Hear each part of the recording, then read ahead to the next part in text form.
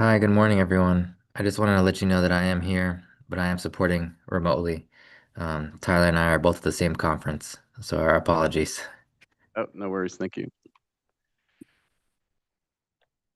All right. Well, let's get started. I'd like to call to order the meeting of May 14th of the Agricultural Preserve Advisory Committee. Could we have a roll call, please? Good morning. So we're going to start with Sergio Ricardo, Here. Stephanie Stark, Here. David Lackey, Here. Alex, Here. and then we have Royce Larson participating remote. Here. We have a quorum.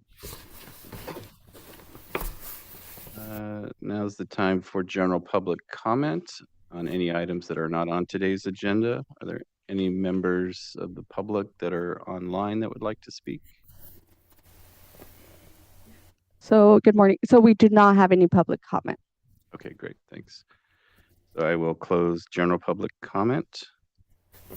Now we're going to consider the meeting minutes from our April 9th APAC meeting.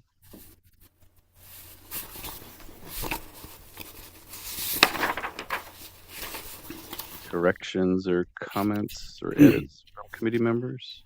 Mr. Chair, I have a couple Okay. suggestions on item number 3 under the action.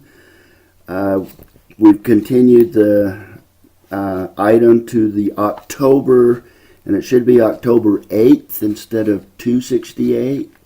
Good catch. My other is another very minor thing, but it's under item 5, the action. And that, in other words, it was a vote of 4-0 to direct, and I suggest to say the chair to send, scratch the issue, a 60-day notice of potential non-renewal, scratch 4, and just say to the owners of the Ag Preserve contract. Okay, yeah, very good edits.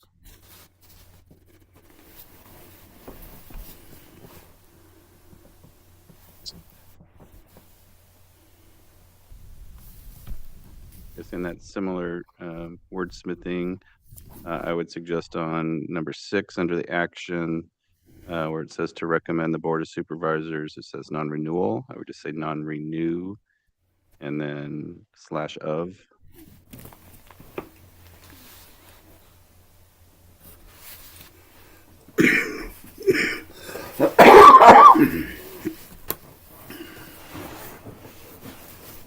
Any other edits?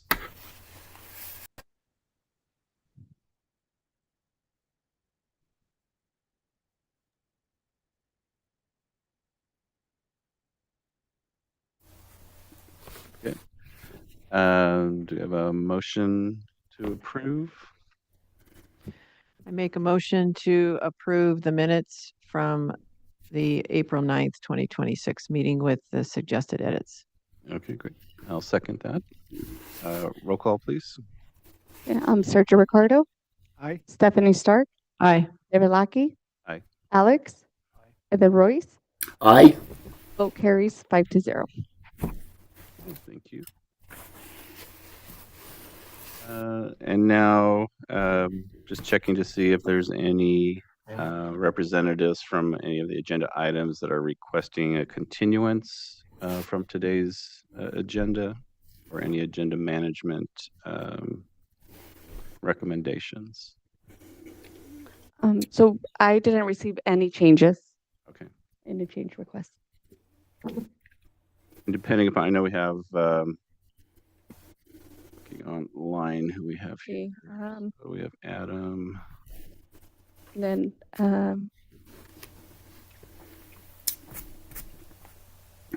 yeah, there's no changes, and the agents and planners are online.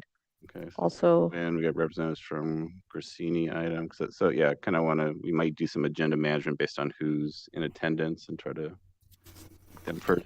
Sir, I'm not sure which item you're for. Okay, great. Thank you.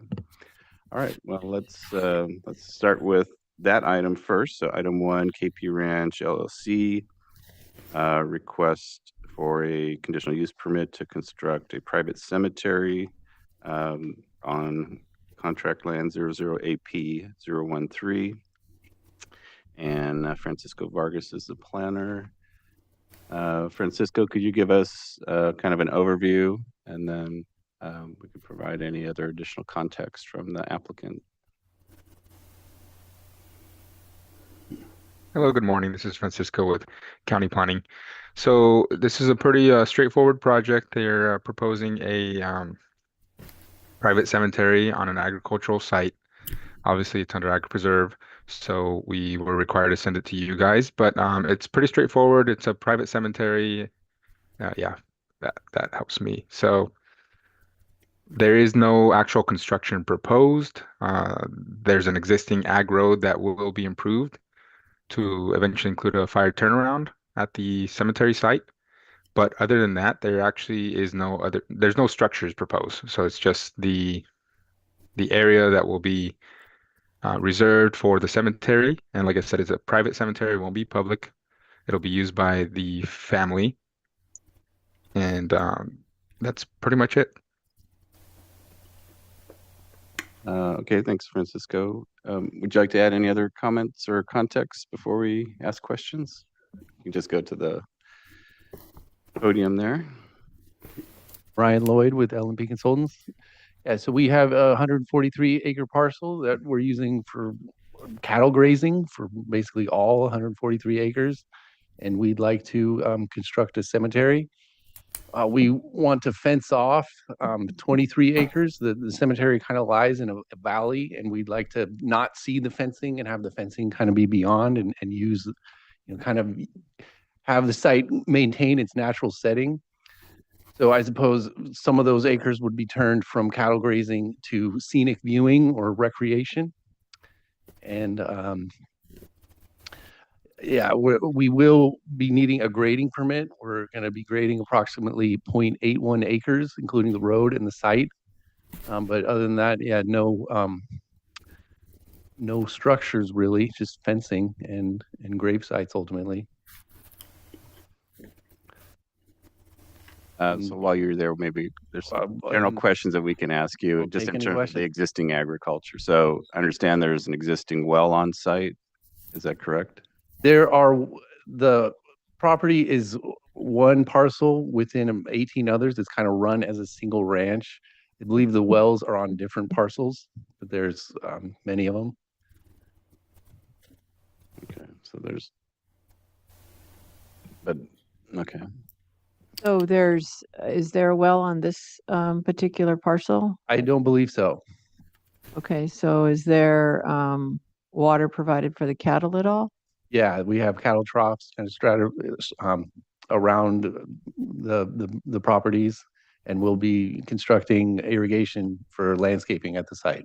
Okay, so how is the water provided to the cattle specifically? So I understand the troughs, but how are the troughs? They have existing irrigation to the troughs. Okay, and they're just an off-site well. It's on other parcels that we own, Own. but not the parcel that the cemetery is proposed on. Okay, so there's no on-site well. I don't believe so. Okay.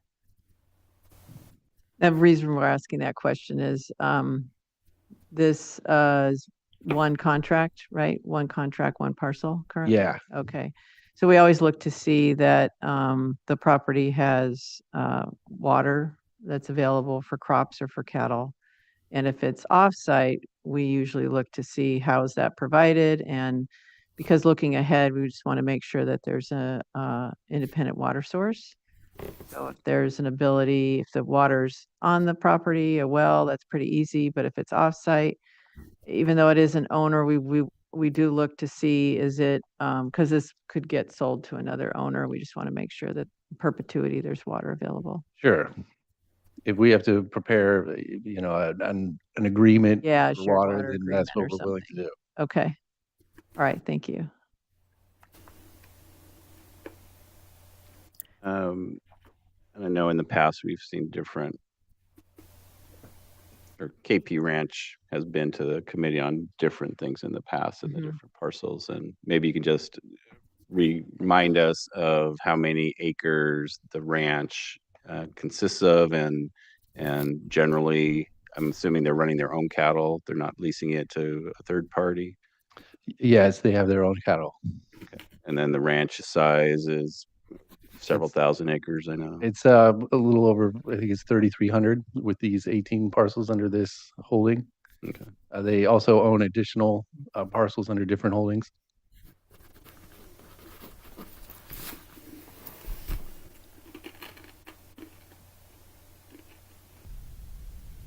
I have a question, I want to make sure I understand. So 23 acres will be fenced off. And I think the agenda states that it's, for purposes related to the cemetery, including like parking. Is that correct? Is that, so the 23 acres are technically being used for purposes related to the cemetery? I would say they're being used for scenic viewing.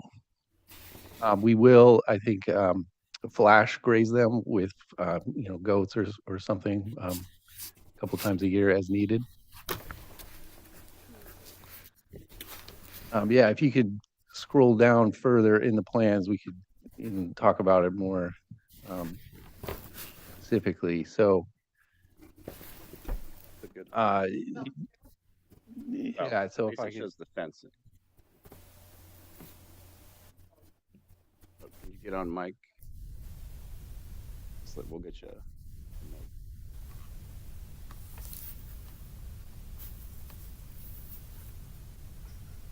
hello? Hi, so the parcel is this triangle shaped piece, and it's 143 acres. And we have existing roads, and we would fence off this area. There's kind of a valley here with a valley within a valley. So this is kind of a high bridge. We would kind of put the fencing out of view and just kind of leave this as a natural site for the cemetery.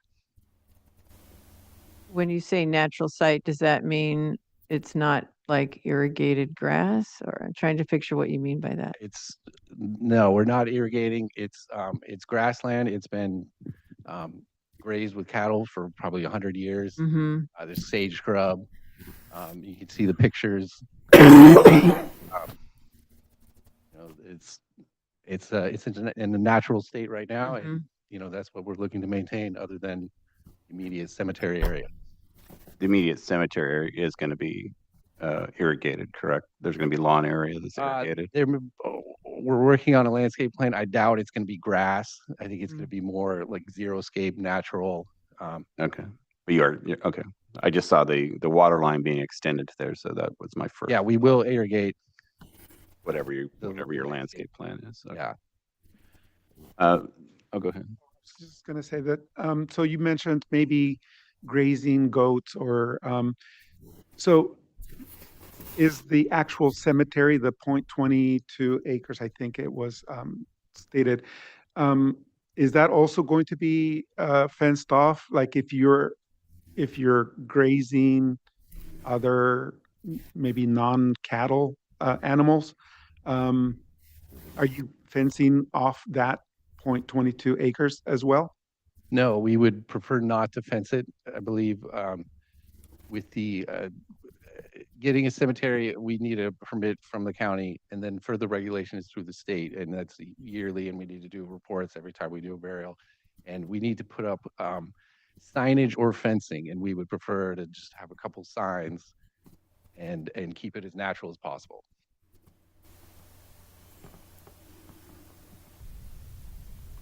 So the photos that you have are kind of a good representation of my question, because I was looking at the separate aerial to kind of understand. So at least the fencing you're showing is kind of beyond the ridge lines, and there's sort of the lower valley area is just grass area, and then you said the sagebrush mostly on the hills. It looks like it probably hasn't been grazed in many years. But when I was looking at the area, I kind of measured out those, those several little small valleys that you were talking about, and it's roughly about 4 acres of area that, looks like it has been historically grazed. Is that about approximate size that? I would say that the whole 3,000 or, yeah, 3,300 acre ranch has been grazed. We have some internal fencing. We keep, the cattle in one area and then move them to another. But I wouldn't say that our property is maxed out with cattle. And so, yeah, up into the ridges, maybe the cattle are less likely to go up there. But yeah, there's been cattle on this site for probably 100 years through previous owners. I guess what I'm getting at, so from our concern, this is showing that you're fencing off 23 acres that would not be available to the cattle operation in the future. Yes, we would introduce goats into this 23-acre area to keep the grass down. But it's not ag production, it's just weed management. Perhaps. Yeah, that's kind of our main point because the cattle are what qualify it for the contract. I was looking at the uniform rules, and there's recreational. You can keep the land open, and I think scenic viewing is allowed. So I suppose we would be changing it from cattle grazing to scenic viewing. Is that? So under the Williamson Act, there are separate contracts for recreation. They're very limited in terms of the criteria, and they're generally where you don't have any agriculture on the site. So it's something that you may have a parcel on the San Ynez River, and it's opportunities for people to get to the river or for scenic viewing or recreation. It's something of that nature for the public. So the public isn't going to be allowed to access your property for that scenic viewing or recreation. So it wouldn't be a pathway. And it would have to include the entire contract, meaning the entire 143 acres for the conversion. Yeah, to it would not be a scenic- Williamson Act contract for agricultural purposes. It would be for recreational purposes. Yeah. Yep, that's what I meant. Is there an issue with removing 23 acres from cattle grazing? Yes. So, I mean, this also, the uniform rules, as you were probably reading through, has a provision for personal use in the non-agricultural development envelope. So it's 3% or 2 acres, whichever is less. So this use and this area that is going to be defined is for personal use. It's not for agricultural use. You're not putting barns or you're not putting any type of agricultural support uses there. So as far as uniform rules, it looks like it's one exceeding that allowance of 2 acres, and also the fencing would be excluding the principal agricultural use of the property, which you would need to maintain. That's the concern that we have. Okay. Yeah, I've been adding up the grading to the site, and I'm getting about 0.8 acres. So I suppose I would think that would be our non-ag use. I suppose if we bring in the fencing to that, then we are under your 2 acres. Are you saying we can't fence off more than 2 acres? Correct. That would be one option. Okay.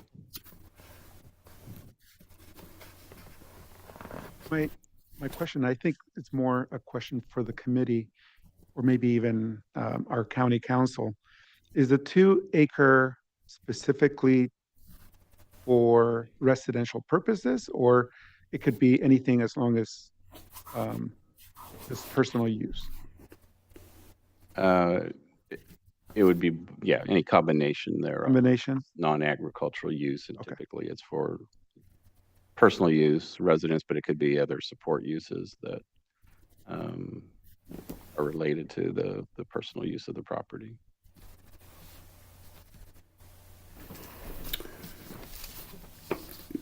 Mr. Chair, I have a question. Yes. since the ranch is 3,300 acres and this parcel is 143 acres, does this parcel have its own contract or is it part of the whole ranch? Yes, it's Royce. It's a single parcel contract. Okay. And that certainly could be an option, is that this contract gets added to other adjacent contracts. But then that you still kind of have to look at the same issues. I mean, Yeah.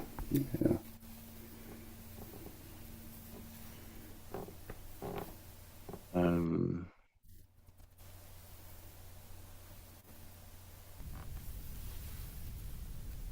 I just had one comment too, or question for the committee.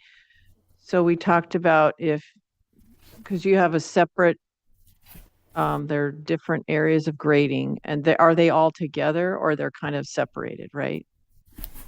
What do you mean, different areas of grading?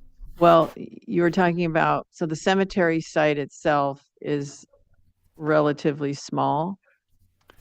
So would you be able to just do a 2-acre? Would that fit within 2 acres?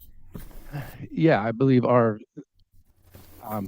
we scroll down in the plans a little more?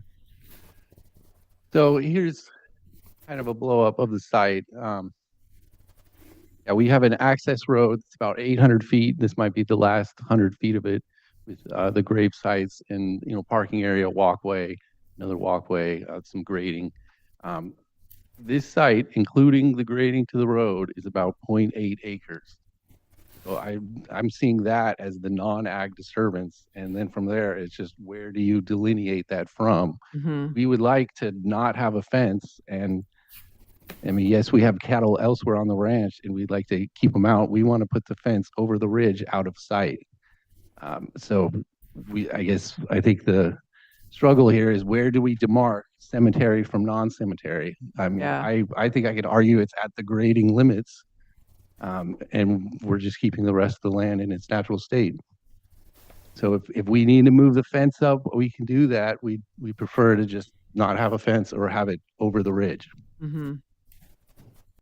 If we're taking 23 acres out of production, maybe we could brainstorm, what would satisfy you to keep that in. I mean, could we start raising bees or something? Or I guess, goats aren't sufficient, but we don't want to have a fence. If we need to, we will, but A fence that you can see, you're saying? we want to keep it natural. It's kind of a framed valley. It's, we're applying for a cemetery. It's kind of a sheltered site. We were looking at other sites on the ranch. We picked one that was on a ridge, maybe too exposed. We changed our mind. We like this site. Mhm.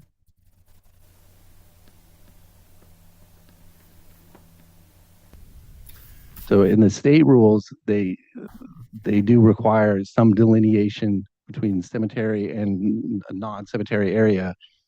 They require signs, so we'd put them, every so often, like no trespassing signs. Mm-hmm. And I think, those we can kind of keep it, hidden.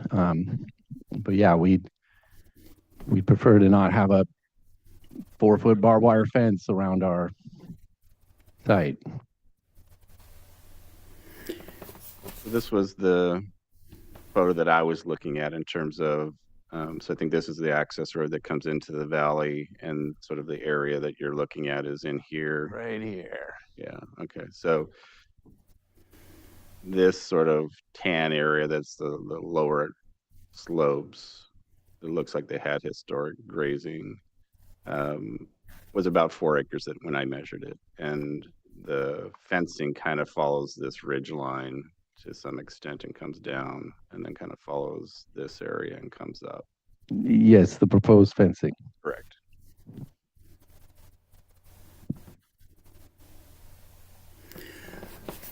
So, if I could ask another question, you talked about flash grazing goats. Would you have a problem with flash grazing with the cattle?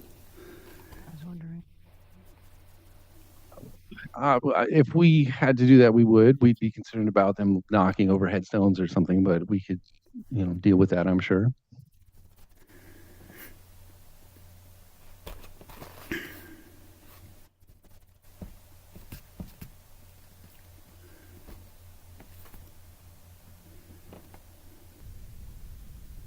Have we done anything? This is a question for the committee members. Has that come up before? I kind of think it has, where we've had other fenced-in areas. Kind of Hollister Ranch, we've Uh-huh. had that many times. Yeah, I mean, that's kind of unique because Hmm. if they were part of the co-op, they couldn't prevent, or we would look at barriers that individual parcel may put up that would preclude part of their parcel to being grazed by the co-op. Hmm. The other one example that I recall, and this was maybe probably about 10 years ago that came before the committee. So it was at Reagan Ranch. Young Americans Foundation runs and operates it now. But at some point in time, they had developed this pond and sort of memorial fundraiser area that was located remotely. And it had walking paths and it had kind of stones that were engraved with donors and other people that names. And so the committee at that time, because there was already the small house and the residential uses, and this was remotely located 2 acres that was developed. So the committee did review that as personal use, and they recommended non-renewal, and that contract was non-renewed. So I mean, but the issue was touching on similar things in terms of, I mean, it was directly exceeding the allowance of personal use, whereas this example, it looks like it's personal use and area excluding the principal agricultural production value for the grazing contract. It's somewhat related, but you know, I understand the interests of the family. I mean, one of the challenges is that this is a separate contract, and so we have to kind of view it as compliance with the rules for this contract. Now, one perspective might be that if we had additional information on all of the other collective contracts and parcels and acreage of the ranch and how it's managed, whether or not we would say, even though this is an individual contract, it is collectively managed and benefits from the operation of the adjacent ownership lands on the ranch, to try to reconcile the fencing for the 23 acres. I mean, I think it's somewhat draconian to say, put up this 2 acre, 0.8 acre fence around it just to meet a rule. I think that is not the right approach. So question, because if that were to occur, let's say that was an option and we looked at the ranch as a whole, and this was something that we were looking, if we looked at that, then that was acceptable, but they could still, this lot could change ownership, go to a different owner, potentially, then now you have a 23 acre envelope or fenced area excluding the cattle grazing operation and the agricultural production. Is there a way in the planning process through the CUP that something could be done to say that the fencing shall be removed when it changes hands? I'm just thinking something like that. Well, I mean, yeah, separately, not It's getting not- into that issue, but I mean, just thinking about, I presume, the landowners, I mean, the commitment to have a family plot is a long generational, Yeah, planning. And I'm sure, it's tied to their other that's true. ranches. And so I don't think they're going to be selling this off or other Yeah. parcels, but I mean, I think even our finding, I mean, it could be still tied to all of these other criteria that support the finding. We're already going to have to, request that there be a shared water agreement. Mm-hmm. And so it could be sort of under that same vein that, it's the shared management and responsibility of the entire area that benefits. And as long as that continues, and the rest of this is the property certainly is still part of that larger grazing operation. That's true. It's just It is. sort of reconciling this fencing to exclude areas. Yeah. Mr. Chair and committee, just a thought, and I don't know if the owners would be willing or wanting to do, but put that 23-acre fence in, but then for 3 or 4 days a year, put an electric fence around the cemetery, graze it, and then move the cattle out. I think that sounds like a solution. That's a good idea. Or I was thinking perhaps having some cultivated agriculture within the 23 acres, flowers or something that would be commercial agriculture and still meet needs, perhaps. I don't know. Brought up having bees on site before. Perhaps we could do that. I mean, we are going to have a landscaping plan. I haven't seen it yet. But in general, we would prefer to keep it in some Natural. Yeah. Natural. That's why I was thinking the same thing, but Yeah. it didn't sound like you wanted Yeah, to yeah. I mean, cultivate. I like it. Royce's Yes. suggestion. I like I do too. Royce's suggestion. Yeah.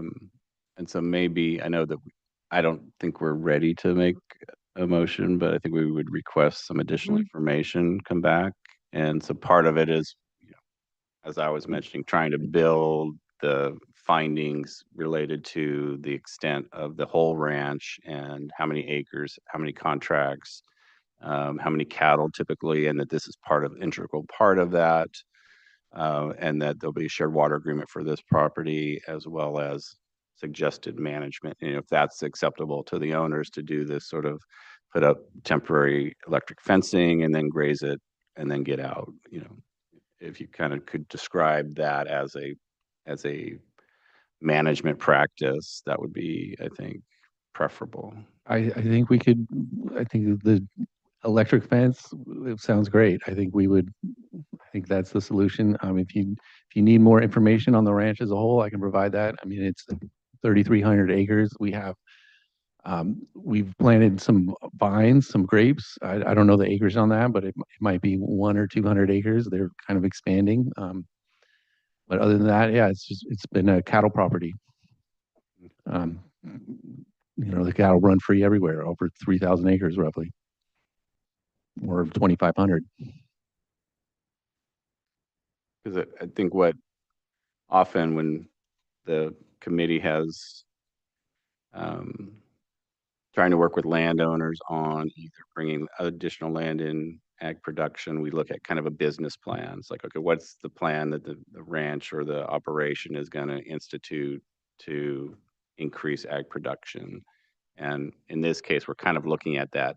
Not we're calling it a business plan, but we want something in writing from the applicant in terms of sort of a ag management of this area, and then providing a bigger context that it benefits from a larger agricultural operation in this parcel, so that there would be the ability to make those findings that in the bigger context with all of those factors considered, potentially allowing the 23 acre to be fenced with these other management considerations. So that's what our request would be, is that you come back at our June meeting with that information so that we could make a determination.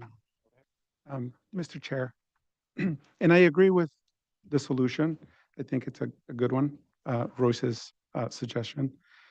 I do want to point out that we haven't received a response to the annual questionnaire since 2014. This would require the property owner, the contract owner, to comply with the annual reporting, so that we know when these things are happening, and the fencing, and now they're allowing the cattle to graze on the 22 acres. So I would strongly suggest that they comply with the annual reporting. Um, it's actually, in my opinion, it's not being consistent with the rules at this point. Right. And yeah, I'm glad you brought that up because I wasn't paying that attention, but just Ryan, so you know, that has been, I mean, it's in our rules as a potential enforcement avenue for non-compliance, and we try as much as we can to get people to comply. 12 years is sort of in that gross violator type of category, and so what we have done often is to continue items for us until that report is completed. So I would encourage the owners to submit that in the next several weeks so that that doesn't need to be an issue. I was not aware that they weren't keeping up with that. I will remind my client. Thank you. If you need a blank, just you can call me and contact me. I can send you a blank questionnaire. Thank you. Okay. And thank you, Royce, for that suggestion. I think that is a pathway, hopefully that's amenable to the owners. And so in order to provide time to provide that information, is just the continuance to June meeting going to work for you, or do you need further continuance? June is fine. What's the date of the June meeting?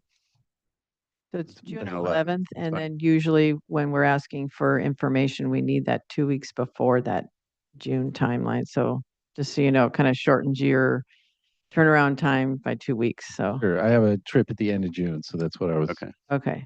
And I think we wanted to put into motion the shared water agreement. So working with Francisco, I mean, I think the shared water agreement would be something that would probably be at least maybe tied to, it would be a condition that we would request to the CUP. And so if you could start working with that, just to get it developed and submitted to Francisco. Okay.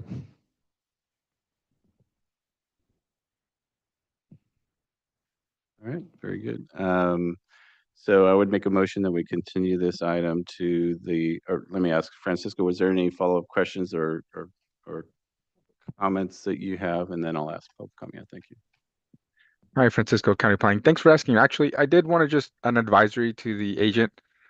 If they are considering, for example, following Royce's suggestion to include some sort of cattle gate or something, just keep in mind fire is still reviewing whether or not they need to review it for access all the way through. So if you are putting a gate along the roadway, if that's what you're planning to do, just consider that they might look at that and request a Knox box. So just keep in mind.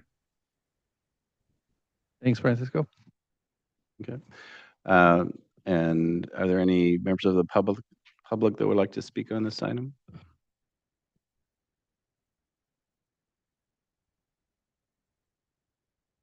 So we do not have any public comment on this item. Okay, great. So I would make a motion that we continue this item to our June APEC meeting to provide time for the applicant to submit the requested information regarding sort of the agricultural management plan for this parcel and in the context of the larger KP Ranch agricultural operations, and also work with planning and development on a shared water agreement for this property. I'll second. I have a question about that motion. Should we be bringing up the electric fencing, or you put it in the motion? Yeah, I can add that, just, that the agriculture management plan, including the option for the Electric fencing Okay. for temporary grazing in and around the private cemetery. Okay, thank you. Oh, and I would also amend my motion that requested that the applicant complete and return the Williams-Neck annual survey to the assessor's office. Thank you. Final second. Final second, thank you. Roll call, please. Sergio Ricardo. Aye. Stephanie Stark. Aye. David Lackey. Aye. Alex. Aye. And then Royce Larson. Aye. The vote carries 5-0. Okay, great. Thank you, Mr. Lloyd. Thank you.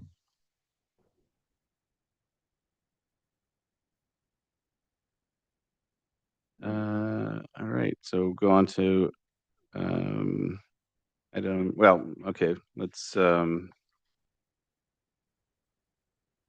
maybe we do an agenda management at this point. I know Francisco's still here, and I believe there was a representative for the Grassini item, which is number 5.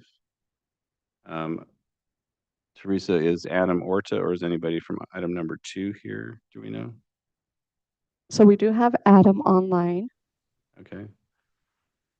Adam, do you mind if we jump ahead of you and then we'll come back to do number 5 and then we'll come back to you for item number 2 and number 3? Yeah, of course, no problem. Okay, great. So why don't we do that?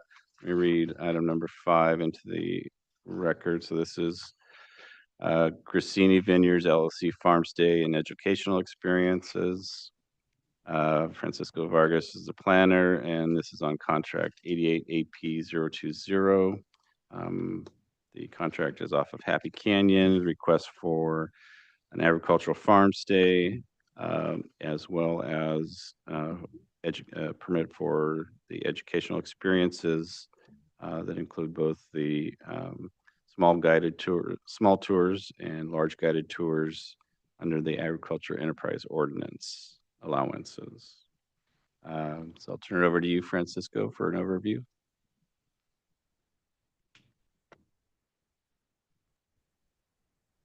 Good morning, Francisco here in County Planning. Sorry, I was trying to transition to this large plan set. So it's loading as I speak.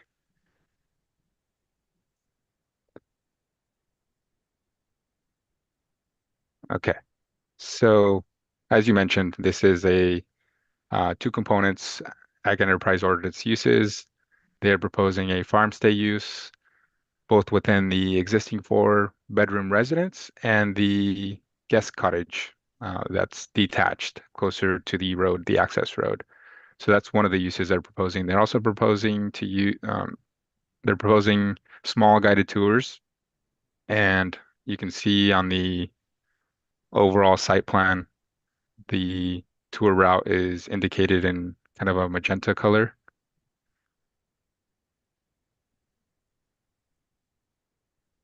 And there is no actual construction proposed, no grading proposed.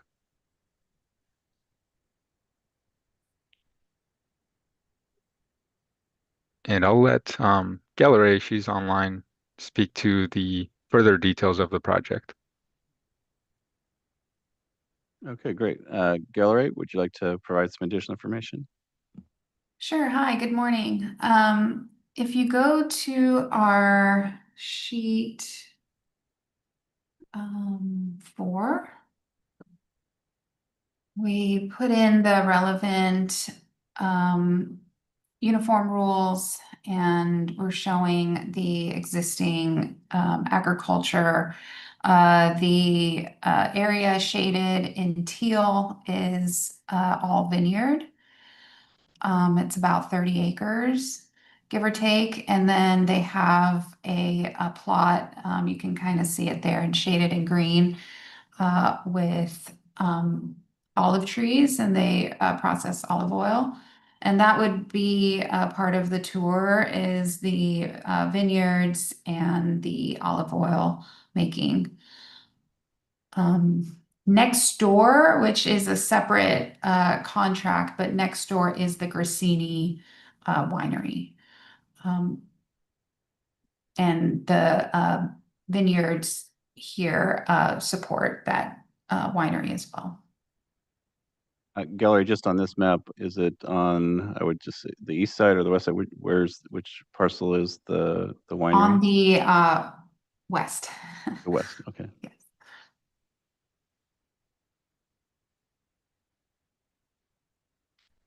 And online, we also have Katie Grassini, the owner, if there's any additional questions.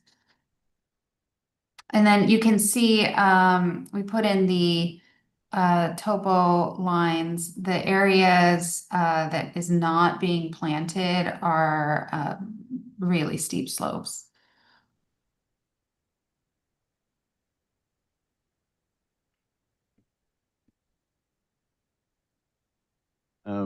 In reading the material, you had indicated that the educational experience and tours would not occur at the same time as the farm stay, I guess, stays. Is that correct? That's correct. If they're not related, maybe part of the tours, they may want to stay or something, and so that would be okay. But if there's educational tours going on, they won't separately have farm stays.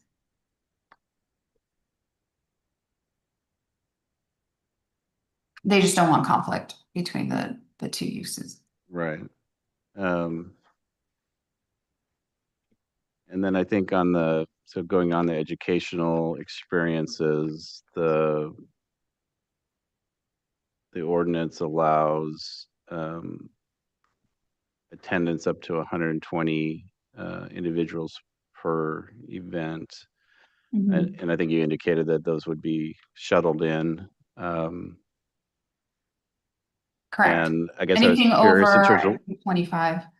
okay, and then where would they be shuttled and dropped off, or would the shuttles be parked on there for the duration of the event? How would that happen? I was just looking because there's not a lot of areas that look like they're suitable for parking large vehicles. I think it depends on the shuttle service. I've seen ones that stay. I've also seen ones that drop off. If it's a longer event, longer educational event, then they may come back at the end of it to pick people up. There's parking around the farm stay. Okay. And then I think one of the sheets, it kind of was a close-up of the existing guest house. And so two of the farm stay units will be there, and it looks like it had an existing garage and existing barn. I was just curious about how the existing garage and barn are going to continue to function. Are they part of the is the barn part of the ag operation, or is it going to be used in support of the farm stay? Was just My curious understanding is that it supports the ag and stores the equipment.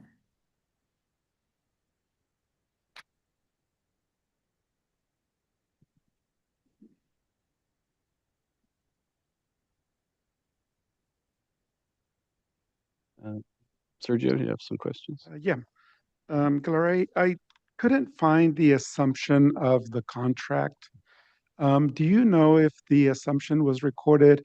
I know that the property was purchased by the current owner in 22, I think, about 4 years ago. But I couldn't find the assumption. What is the assumption? I'm sorry. Is that taking over the contract when a new owner comes on? Correct.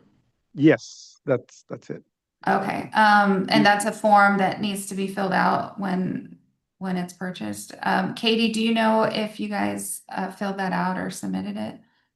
I was not aware of it, so no, we haven't filled it out. I have been filling out the Williamson Act form. The prior owner just kind of gave the file to me, and so I sort of just took it over once we purchased it, but I didn't fill out any official forms. Yeah, so that is one of the items that we look for. Now, and thank you. Yeah, I did receive the annual questionnaire last year, but I didn't this year. Do you know? I guess my question would be, were there any changes to the vineyard last year from the previous year? No, and I apologize for that. So there hasn't in 2023, 2024, there hasn't been any changes. In 2025, there were no more changes. So I think the form, we got a PO box and it went to our bookkeeper. So I discovered this morning that the 2025 has not been completed yet, but it should be identical to the 2024 version that you have. And it will be completed this evening. Thank you. Follow.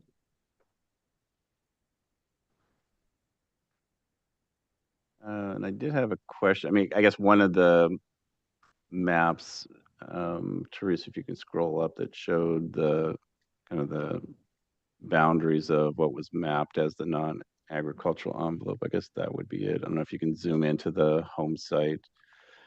But the calculation, I think that, is that on that one? Yeah, it says a dwelling envelope, 1.9 acres. And then it also kind of has a hatching around the guest cottage. So Gilleray, was that 1.9 acres intended to be reflective of both the villa square footage and the guest cottage? Yes, and I think on the first sheet, it's shown better.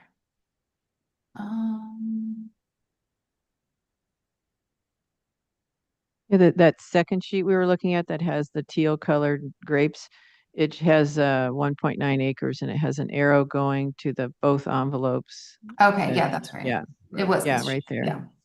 Right. And So, the parcel is over 100 acres. It's about 100. right. Yeah. So this depiction, it shows two just separate envelopes, and the uniform rules, the non-ag development envelope is one contiguous 2-acre envelope. And so when I attempted to kind of just do a mapping of what I thought the two areas would be, it came up to be slightly more than 2 acres. I think it was like 2.10 or something. And not that it's a significant issue. I guess it just depends on how the committee would want to be a little bit more clear of what constituted the envelope. The AEO ordinance does allow, as far as the farm stay, to, you could have the farm stay units either within the principal residence or in that 2-acre area, or it also allows for one remote location. And that remote location, per the ordinance, could be, and even uniform rules, could be up to 1 acre. So I think that, if we viewed it as, well, the best mapping, it looks like, the principal residence and the landscaping, and then looping in a contiguous envelope for the cottage would exceed the 2 acres. We could potentially view it as that where the cottage is now would be a remote farm stay. So I think we just want to be at least specific in our finding of how we're viewing it. Yeah, totally agree. And then Gilleray or Ms. Grissini, I had set a question on, for the educational experiences, I think described that some of the tours would end with a wine tasting.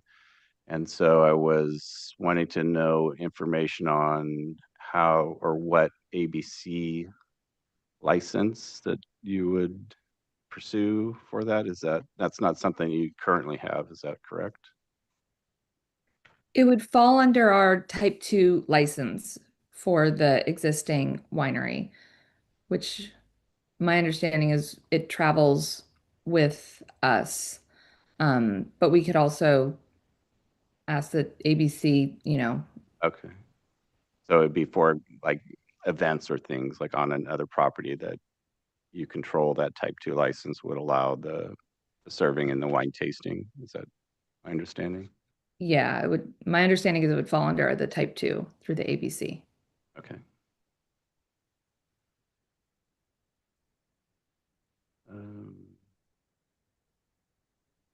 Have any other questions, committee members?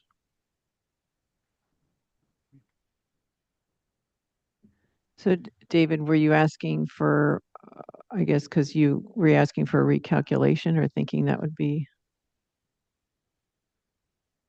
I guess that was part of it. I just wanted, I think, rather than asking for a recalculation, I think based on the information that I looked at and I tried to convey is that it could also meet the requirements as a remote and not having to continue this just so they could have a refined mapping of the see. envelope. Okay. Do you have any questions, Alex, or comments? The only question is, do we want to put that in the minutes about remote?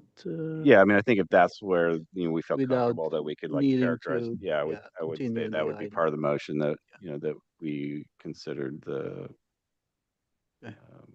cottage and the use as a remote farm stay as far as consistency. Yeah, because there's the farm stay requirements and uniform rules. It talks about preserving egg and avoiding, the barbell, peninsula, finger-like configurations. But I think these are existing structures, so yeah. Yeah, and it's not an extreme example of that No. barbell. It's Mhm. just, I agree. I think it was 1/10 of an acre over. Royce, did you have any questions or comments? At this time, I don't. I thank you.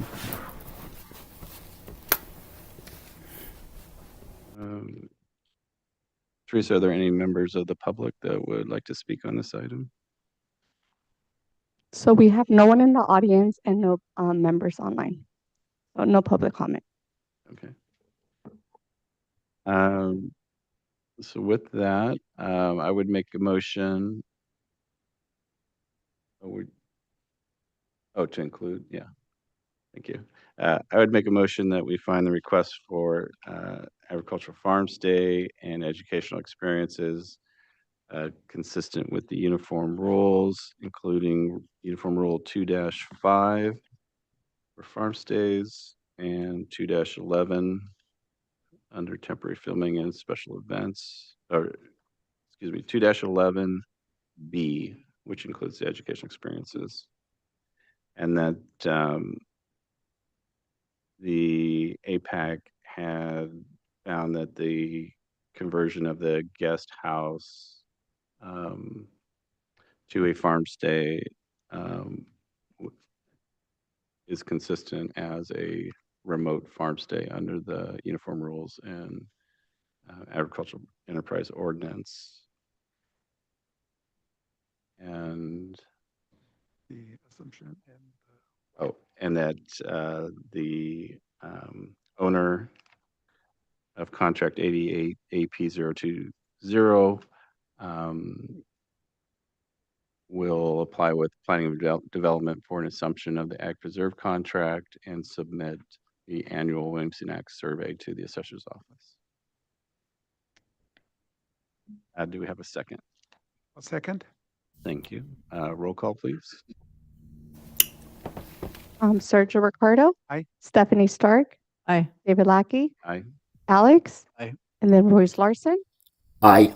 And the vote carries 5-0. Okay, great. Thank you. Thank you.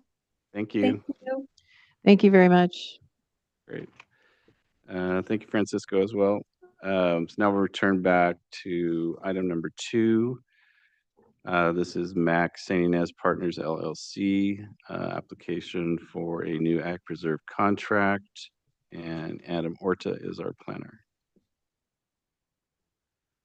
Adam, do you want to give us an overview as Teresa brings up the maps?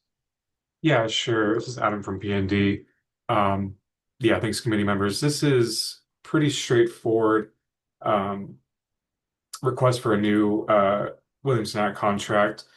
The property is just over 50 acres. I did want to point out, I'm sorry, I'm not seeing the agent here, so I'm happy to answer questions though. I did want to point out to the committee, there is currently a permitted active homestay permit. There are a few legal non-conforming cottages on the property, kind of what they've been permitted as. Currently, only one of the cottages is used for homestay rentals. So homestays are short-term rentals, 30 days or less. These permits are active for a year from the date of issuance. So we last issued their latest homestay permit here almost a year to the date. So in late May, I think May 24th, 2025. So their homestay is up for expiration starting next week or in a couple weeks.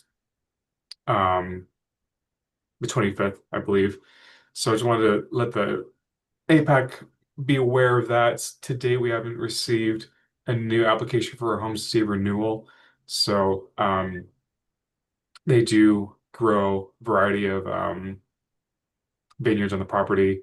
There's no processing on site, just growing grapes on the site currently. So I'm happy to answer any questions about the property APAC has, and thank you. Adam, I do have a quick question just on, I know a lot of the application materials and even our agenda references this as a 52-acre parcel. When I click on the assessor's layer, it says it's a 56-acre parcel. Do you know that discrepancy? I will have to look into it. I can look into it as you guys are reviewing, and we can circle back to that, and I can confirm. Maybe Alex can look in his magical database and check that as well. Great. It might just be a typo on our end, but give me a little bit of time, and I Sure. can get to that. Sure. Yeah, it really just relates to sort of how we calculate the allowance for the non-ag development envelope and A question that was. right. And Adam, did you say that the applicant or the agent is here as well? I'm not seeing the agent online. I am looking in Acela, and I believe we pulled directly from the assessors, and it is saying 56.01 Okay. acres for the parcels. So perhaps that's a typo on our end. So it is Okay. 56.01. Use that. Yeah, and I see I see a certificate of compliance on the south end of the APN issued in 1992 that probably explains the discrepancy. So it might be multiple legal parcels under this APN. But that's kind of a quick look. Should that be identified? Should all the legal parcels be identified for this process? If we are allowing into a new contract to identify all the legal lots that comprise this parcel. Because essentially, I'm just thinking in the future, if they were to be separated by the assessor and as an assessor parcels, I mean, they can do that. I'm just, just wondering how that would affect future contract splits.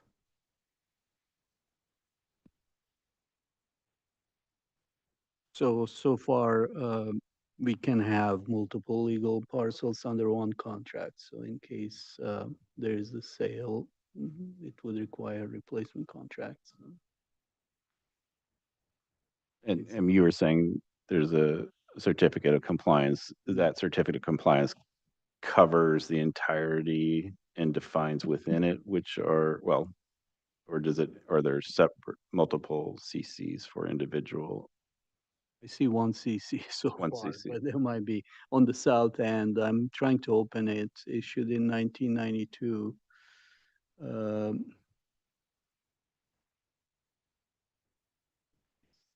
And Alex, maybe a better question for me would be to confirm that the boundaries of the legal lots are within this one parcel, which I would imagine they are, but just to confirm that the legal lots don't, they may have different boundaries. Yeah, so there is looks like the one certificate was issued on the southerly part that that probably explains the different numbers, but the northerly part, I don't have any information about the legal status. So maybe, I mean, that sounds like it's probably something as part of the application that the planner can work with the surveyor's office to make sure they have the correct, because they need to have a title report and all of that as part of their application. It gets reviewed, so, Yeah, let me try how to see how vesting will describe it. okay. And just on the ag side, I mean, it looks like they've got, I forget, they had like 26 acres of vineyard planted, so and they're slightly less than now the 56 if we're using that. But it's just I think, yeah, they're, And those grapes are, they're not have been pulled out, or they're actively being yeah, I mean, cultivated? at least in the 24 aerial that I have, they're Mm-hmm. planted. Well, yeah, it was I 24. didn't see anything on the ag layer, but yeah, a lot, doesn't A mean lot of grapes are a lot of getting grapes have pulled been pulled out. out in the last Yeah. 2 years, so. Yeah. So technically, they would need 2 more acres of grapes, correct? Because if we're looking at 50% of 56, we need 28. And if they have 26 acres of grapes currently, They need you'll to, need to plant 2 more.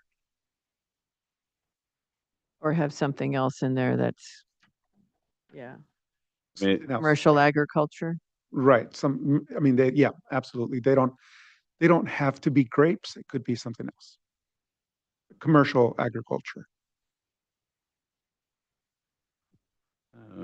And Teresa, I'm going to share my screen if I can find that. And then, Adam, do we know if the so the areas they have the prime residence, there's a guest cottage, a barn, they provided a narrative about what they're used for. So the main residences that have look like it's used for the owner or the a land manager, or what, do we know what it's currently being used for? I believe it's just being used as a single family dwelling. I can't say for Okay. certain. I can tell you that they do have active, one of the cottages has an active homestay, short-term Yeah. rental. There is a couple more cottages there that may or may not be used as rentals as well, but for all intents and purposes, the only permitted homestay there is that one. And as part of the homestay use too, the owner or long-term tenant have to reside on the property. So Mhm. I believe in this case, the owner resides on the property in the single family dwelling. So to our knowledge, we believe it's still being used as a single family dwelling and the owners are occupying it. I think there was an additional document that showed what I Yeah. think the main residence was. Yeah, that was showing It's like a little the strip. managers Mhm. residing at the residence. I It thought said that I saw. owner or, that's what I had read, but yeah. Okay. And then maybe that's what you're doing now, David. Are you calculating this? Well, yeah, and Okay. very good calculation, but go on. So Another 3%, are we looking at that, or of 20, what was the total? 56, right? And that's a lot of the questions. 1.68. Yeah, I mean, they're clearly over their allowance, and part of it is because a lot of these uses are spread out, and but there's just a lot of unknowns, and so, for example, if you start at the northern portion, there's a tennis court, so that would be personal use, and in between it, it looks like there's some maybe pens for horses. I'm sure they don't use horses for the winery operation. So my question is this for personal use?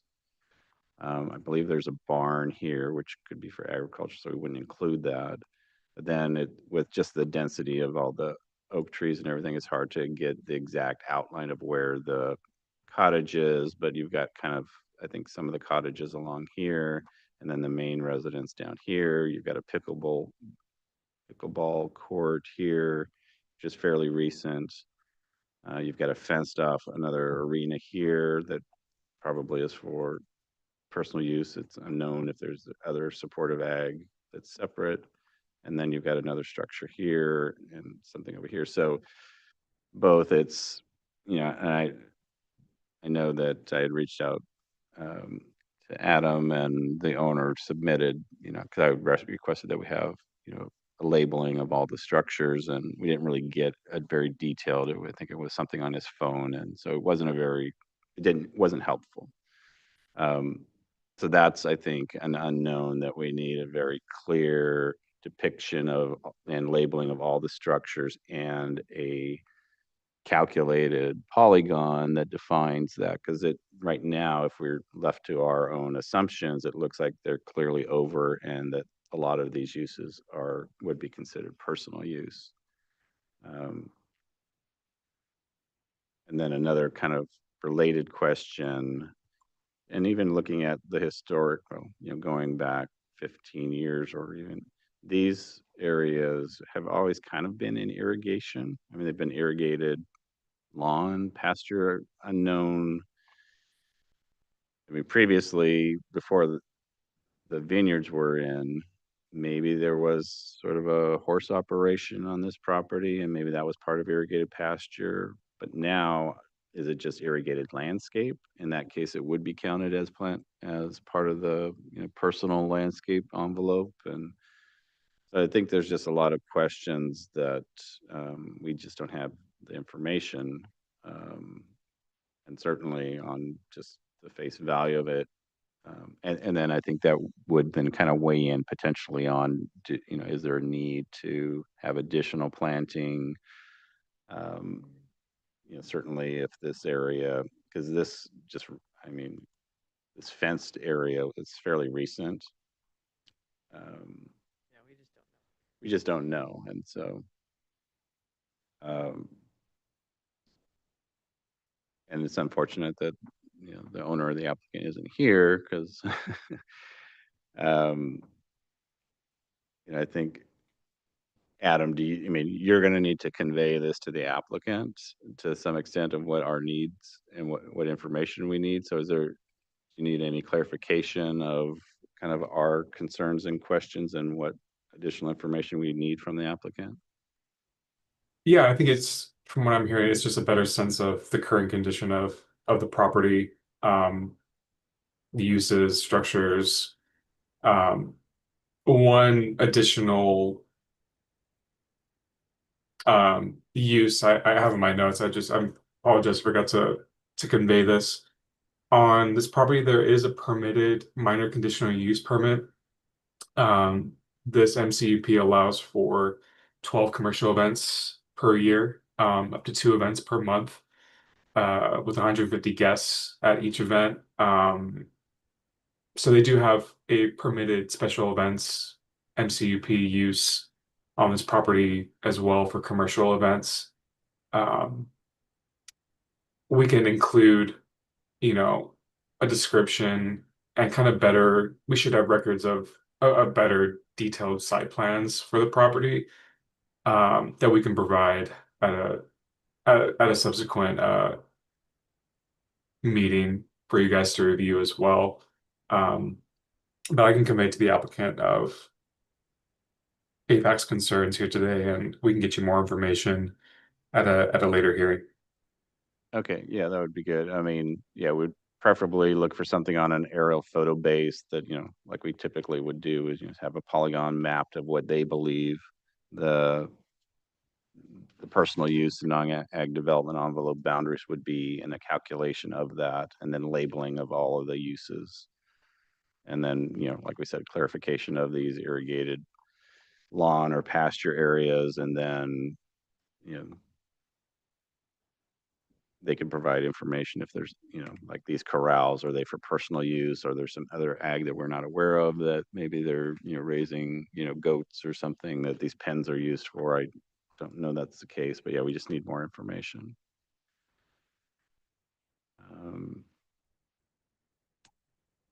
And Did we get all the parcel information squared away, or do we need anything else for that? We definitely would need, as Sergio suggested, the extents of the legal parcels within the proposed contract. The southerly part of the APN is the 20-acre parcel that has its own separate certificate of compliance recorded in 1999. The northerly portion is probably a separate parcel, but it should have been delineated at least. And for this purpose, we don't need parcel validity for that part. It's just we want to make sure that it is separate from the other parcels. So that would be something to bring if we continue this item. is that something that your office would normally coordinate with planning and development when you're reviewing this application? I just not clear. I mean, are the It should be How to clear. report It should be cleared before we approve a contract. Mm. So the extents of the contract in relationship to the fee boundaries of the properties being proposed to be under the contract. And perhaps if we bring this for another meeting, I was just reading the vesting. There's a lot of easements, water rights, and stuff. Perhaps whatever is relevant for the contract, Mm. we should have that mapped. okay, so A lot here. Yeah. I'll just defer to Adam to coordinate with the I mean, kind of understand the general information is that in order for the committee, I mean, we're more interested in terms of the boundaries of those either legal parcels or CCs as they relate to what's being proposed to be placed under contract. And so if there's additional information that needs to be submitted with the application to determine that, then we convey that to the landowner as far as additional submittal information.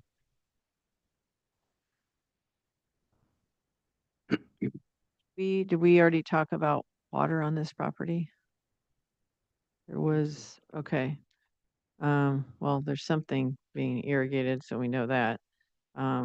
Just trying to recall if there was some kind of Adam, is there like a well report or something that was in the packet? You could refresh our memory on that? Yeah, there should be. Let me Okay. wonder if Teresa can pull it up.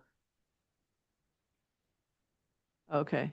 There are easements for water well, water line easements. Oh, yes. Water well Okay. easements. A lot, that's probably what should be depicted on the site plan Okay.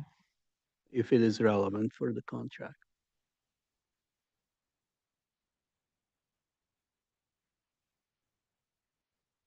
I'm hearing boundary of the legal parcels, water easement depicted on the site plan.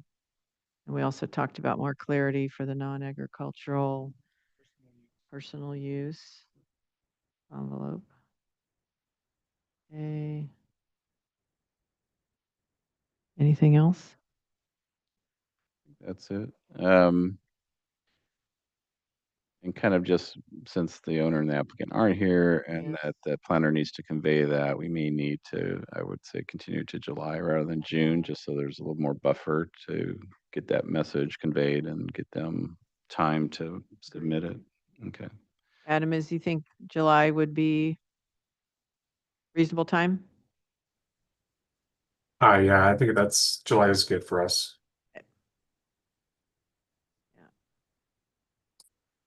Are there any members of the public that would like to speak on this item?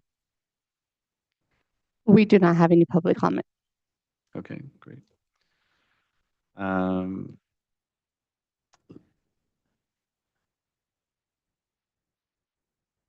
I can make a motion yeah, since you took good notes, I would look. to continue the item for the July 9th meeting to allow the applicant time to provide the committee with, and the planner with a site plan that indicates where the boundary of the legal parcels are, any water easements on site, any non-agricultural personal use, and a polygon with calculations. And we continue it to the July 9th meeting. Could you include in your motion in terms of the Ongoing eligibility? just No, in terms of they're the when defining the envelope and calculation for the non-ag development envelope to label all of the uses and the structures? Thank you. Label, yeah, identify all the structures, existing structures, and where the agriculture is. Any other additional agriculture beyond Yeah, the vineyards. the vineyards. Okay. I'll second. We'll do roll call. Sergio Ricardo. Aye. Stephanie Stark. Aye. David Lackey. Aye. Alex. Aye. And then Royce Larson. Aye. And then vote carries 5-0. Okay, great. Thank you. And we will continue with Adam as the planner for our next item. Number 3 is Fry Agriculture Preserve new contract application. This is for a parcel in the New Cuyama area. The parcel is part of original Ag Preserve Contract 76 AP 069C. This collection of parcels were not renewal, so this individual parcel is currently in non-renewal, and the new owner is applying for a new Ag Preserve contract. Any other additional information, Adam, on this one? Hi, David. No, you covered it pretty well. Just want to mention that I don't see the applicant online with us today either. Okay, thank you. As I'm typing this up, I do have a request of Alex, if you could check, because one of the questions I think that Stephanie and I thought when we just saw 99 is like, okay, is it really 99 or is it really 100? 100. So I don't know. And then I show 99.99. Right. So maybe the lot line adjustment will clarify this for us. Yeah, and it looks like it has cattle was grazing. I'm not sure I was clear about that because when Assumption. yeah, when I saw the application, I didn't see what the current Is. ag is. Yeah, you're right. The ag supplemental form well, it says existing ag just lists the contract as existing use. It doesn't really state, has it? Yeah. And the water, they had a water sewer. But is that just is there a structure on the? Yeah. Yeah, okay. Yeah, I mean, because it's got the house and there's some, I believe, a barn, maybe. It looks like they had some type of row crop of something out there in the past based on the planting, the old rows, but unclear.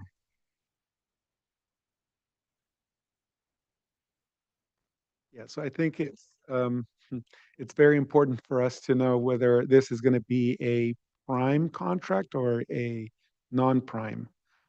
And we're talking about the size of the parcel.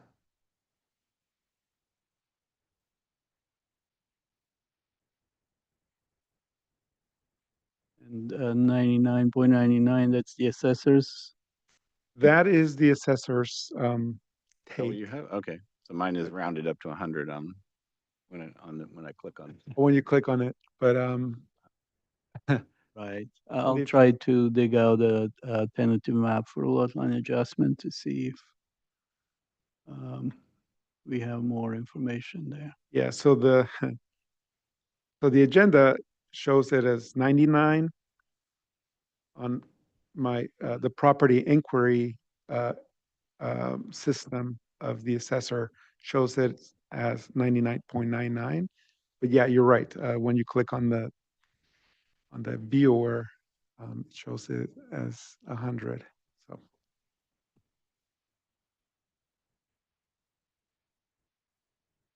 And I'm sorry, did anybody look at the ag supplemental?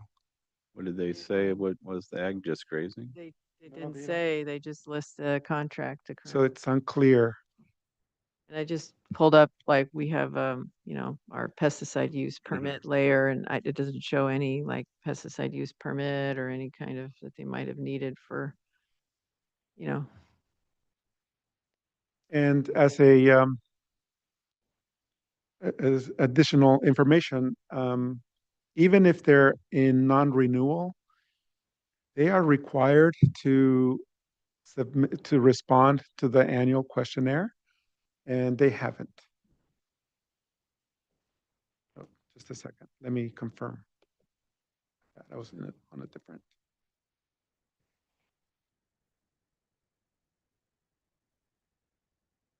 Yeah, the last time they provided the information was in 21.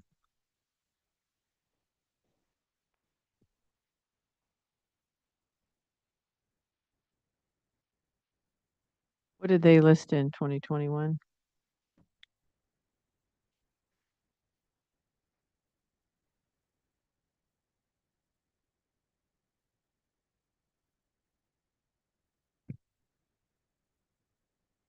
Absolutely nothing. They don't. It was a blank response. Hmm.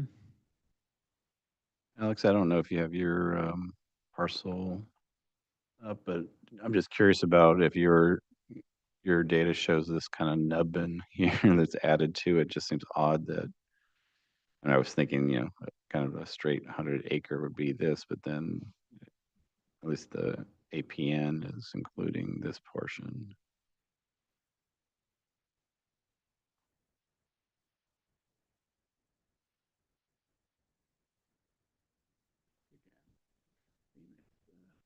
The way there's multiple lot line adjustments happen here. They do list on their application under non-prime farmland, they list cattle. So parcel Oh. parcel 3 Okay. in of a lot line The adjustment. application. So Yeah, all of this. yeah, so I Woodward and the Sky and the Yeah. Boys. and I would think that the intent was to create 100 Right. exactly 100 acre parcel. I'm trying to see if I can find anything in my review folder.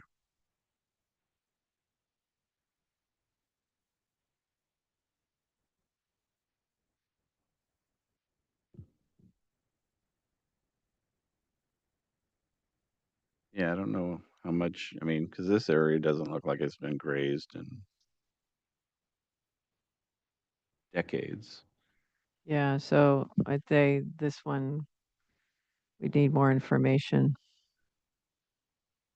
And more information about, it does list cattle on the new contract application, but we just don't know much about if it's, grazed in conjunction. Is there a fence up at all on the property or?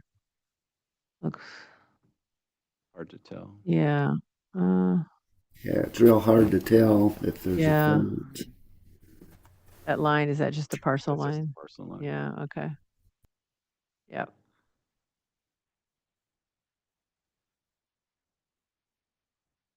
Yeah, but I Okay. mean, technically, I mean, if they were doing something else, Uh-huh. if it was 100 acres and non-prime, Is it 100? Have we? well, I mean, if we Okay. determine that and I think what Alex was saying, because they did go through that whole lot line adjustment with those 5 parcels, so mhm. presumably they had to conform to the comp plan, which is Ag 2 100, so they had to create 100 100-acre acres. parcels. Mhm, So assuming that's the case, they just need to mhm. be doing something. If they're not doing grazing, I mean, And if they are they've been grazing, trying is to it? do something else in the past, and I don't know if that's kind of what their maybe default is. Mhm. Um, maybe they have some smaller animals in some of these, pasture areas that are. Looks like not much is going on. Is that Yeah, a river there? it looks like there's a wash through, Yeah, through wash. that whole Mhm. area. Creek. And then Mhm. that little portion to the very east of this parcel, if you, Nub. The Mhm. Nebbin. yeah, that, It looks like it's got something there. yeah, Yeah. yeah. Maybe that was maybe leased to the Aguila G-Boys Oh, thing. yeah, it looks like some piles of like Yeah. dirt or fill or Plastic or something. something, or Oh, yeah, maybe Right, yeah, maybe they're gravel. Oh, mining for okay. gravel, yeah.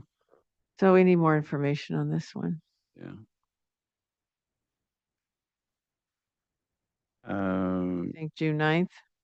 Yeah.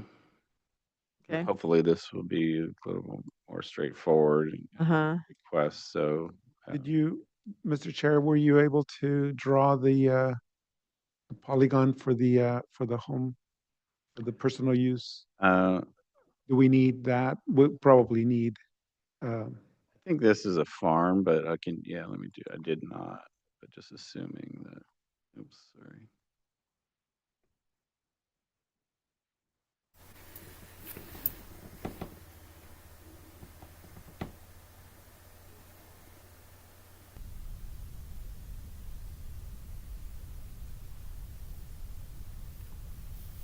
Hmm. You measure it, but So, yeah, that should, it's on the driveway there too. yeah. So in this case, would we be requesting some kind of site plan or something? To show where the residence is? Yeah.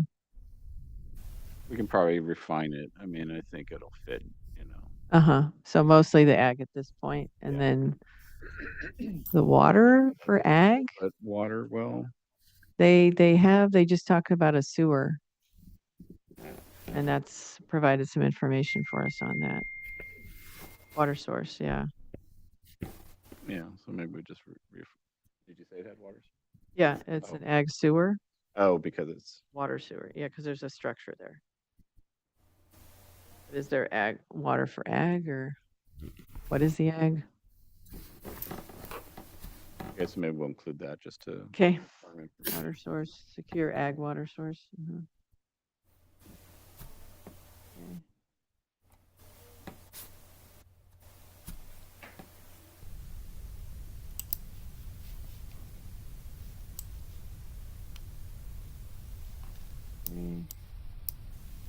Okay. I want to ask if there's. Oh, yeah, sorry. Yeah, Teresa, are there any members of the public that would like to speak on this item? We do not have any public comment. Great. So I would make a motion that we continue this item to our June APAC meeting. To provide opportunity for the applicant to submit additional information regarding the current agriculture and information that verifies the agriculture, either if it's grazing, provide information on the type of animals being grazed and any grazing lease, and to clarify that there's existing water source for the grazing operation, or if there's additional non-grazing agriculture, to provide information on the extent and acreage of any additional commercial ag on the property. Anything else? Assessor's annual report. Oh, and request that the owner provide information, or to submit the Williamson Act annual survey to the assessor's office. Are we gonna, well, not assume, but are we okay with this, assuming that this is a 100-acre parcel? Is that what I we think we're still decided? looking at that to verify, but yeah, That it's we have a working assumption that it is. that it is, Yeah. right? Yeah. Perfect. Okay, a second. I'll second that.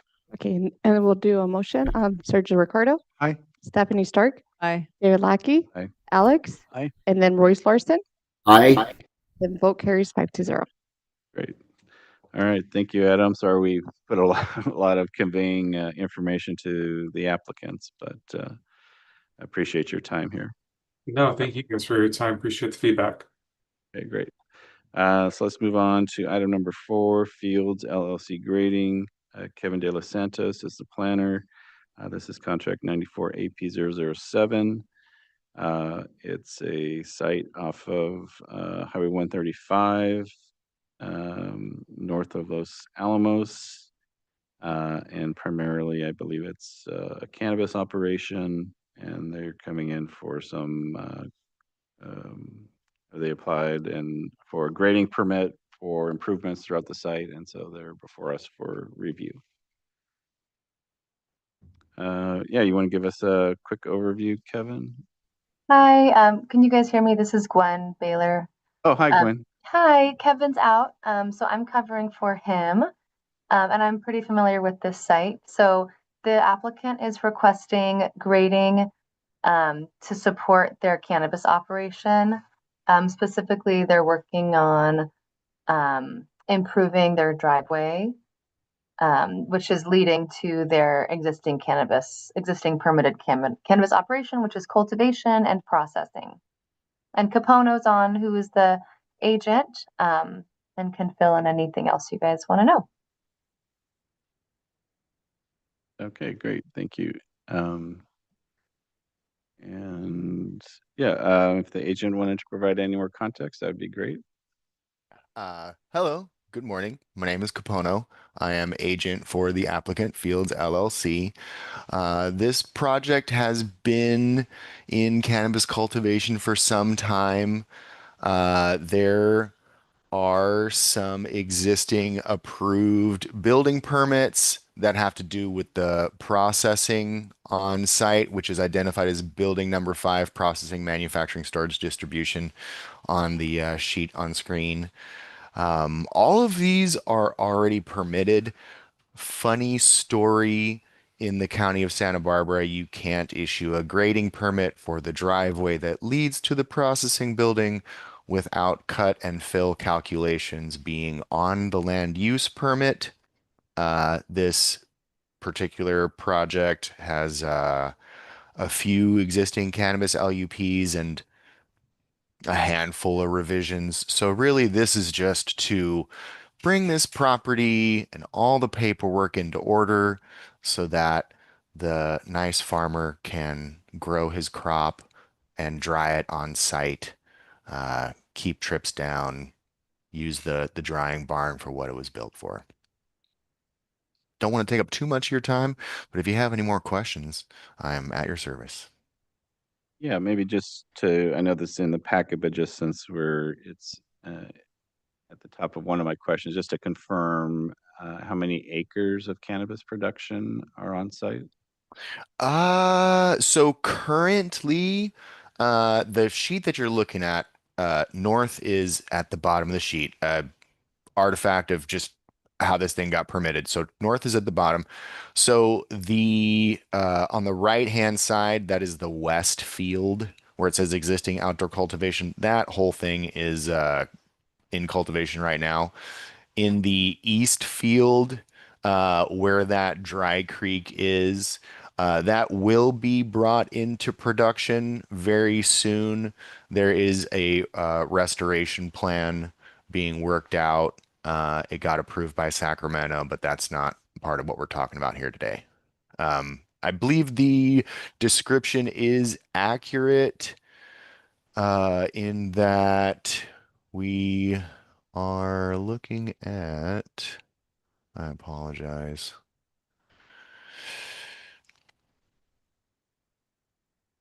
Roughly 56 acres. Okay, very good. And sorry, and this is Stephanie with the Ag Department, and the 56 is the existing outdoor cultivation. Are you going to be adding more? Did you say? No. I mean, if you if you ask the applicant, he would love you to allow him to add more cultivation. Oh, okay. He would think that's a swell idea, and he'd probably send me back here to ask for that. But we would need a new LUP, and for the time being, we're really just trying to get this thing just to color inside of the lines and play nice with everybody. Okay, thank you. Thank you. And part of, I think part of the committee's look at this property, obviously you're here because of the grading and the land use permit that you need, but we're also looking at ongoing eligibility. And so the top of that ongoing eligibility is looking at the commercial ag, and you provide the information on the cannabis, but it looks like there's a lot of other ag that's going on the property. Do you know Yeah. much about that? Oh yeah, there's so all of the area kind of north of that, well sorry, south of that, I'm so sorry. South of the green line towards the top of the drawing is all cattle grazing. I can't give you the head count on the herd, but as somebody who's gone back there with CDFW a few times, there are a couple steer back there. There's more than a half handful. There's a donkey who's a real pleasure to meet. But there is active cattle grazing back there. Yes. And then on here, you've got the barns and the horse operation, the stables. Can you describe that? Is that the owner also runs that, or is that leased out to somebody else? Nope, the owner uses it himself. Currently it's just used for non-cannabis storage.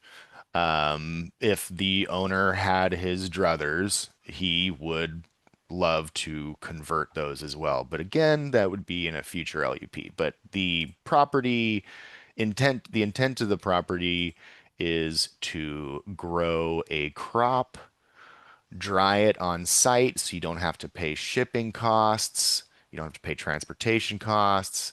You can get it as close to it where it needs to be to maximize the value out the farm gate, and then send it to people who enjoy this crop in a little town 2.5 hours south of us.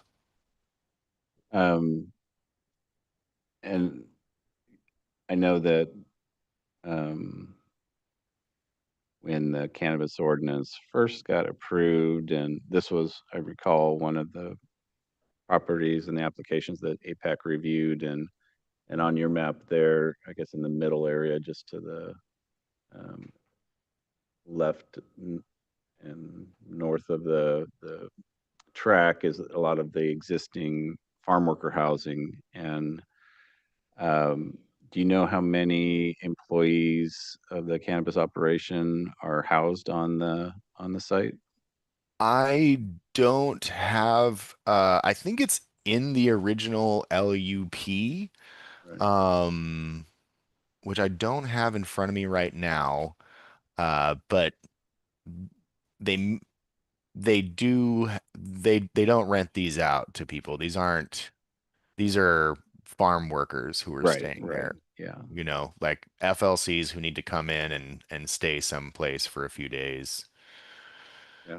I guess part of it was just for the rest of our committee members, that there's a lot of structures on here, but it was all looked at in detail with the original application. And I was just pointing that out, that as part of a lot of those existing dwellings, they were identified that they were going to be used for a lot of the workers or managers as part of the operation. That is correct. Yeah, they're not farm stays for this particular crop are not appropriate. Would the state even allow that? Oh no. Oh no. Yeah, no, I There's wouldn't layers even of people who would say no. You can't be under 21 and around be on this the thing. property, on the premise. Yeah. Pretty much. There's like a real small avenue where the overlap of sheriff, state, DCC is somebody under 21 can stand here. That's a small place. I was just going to quickly share my screen for the aerial.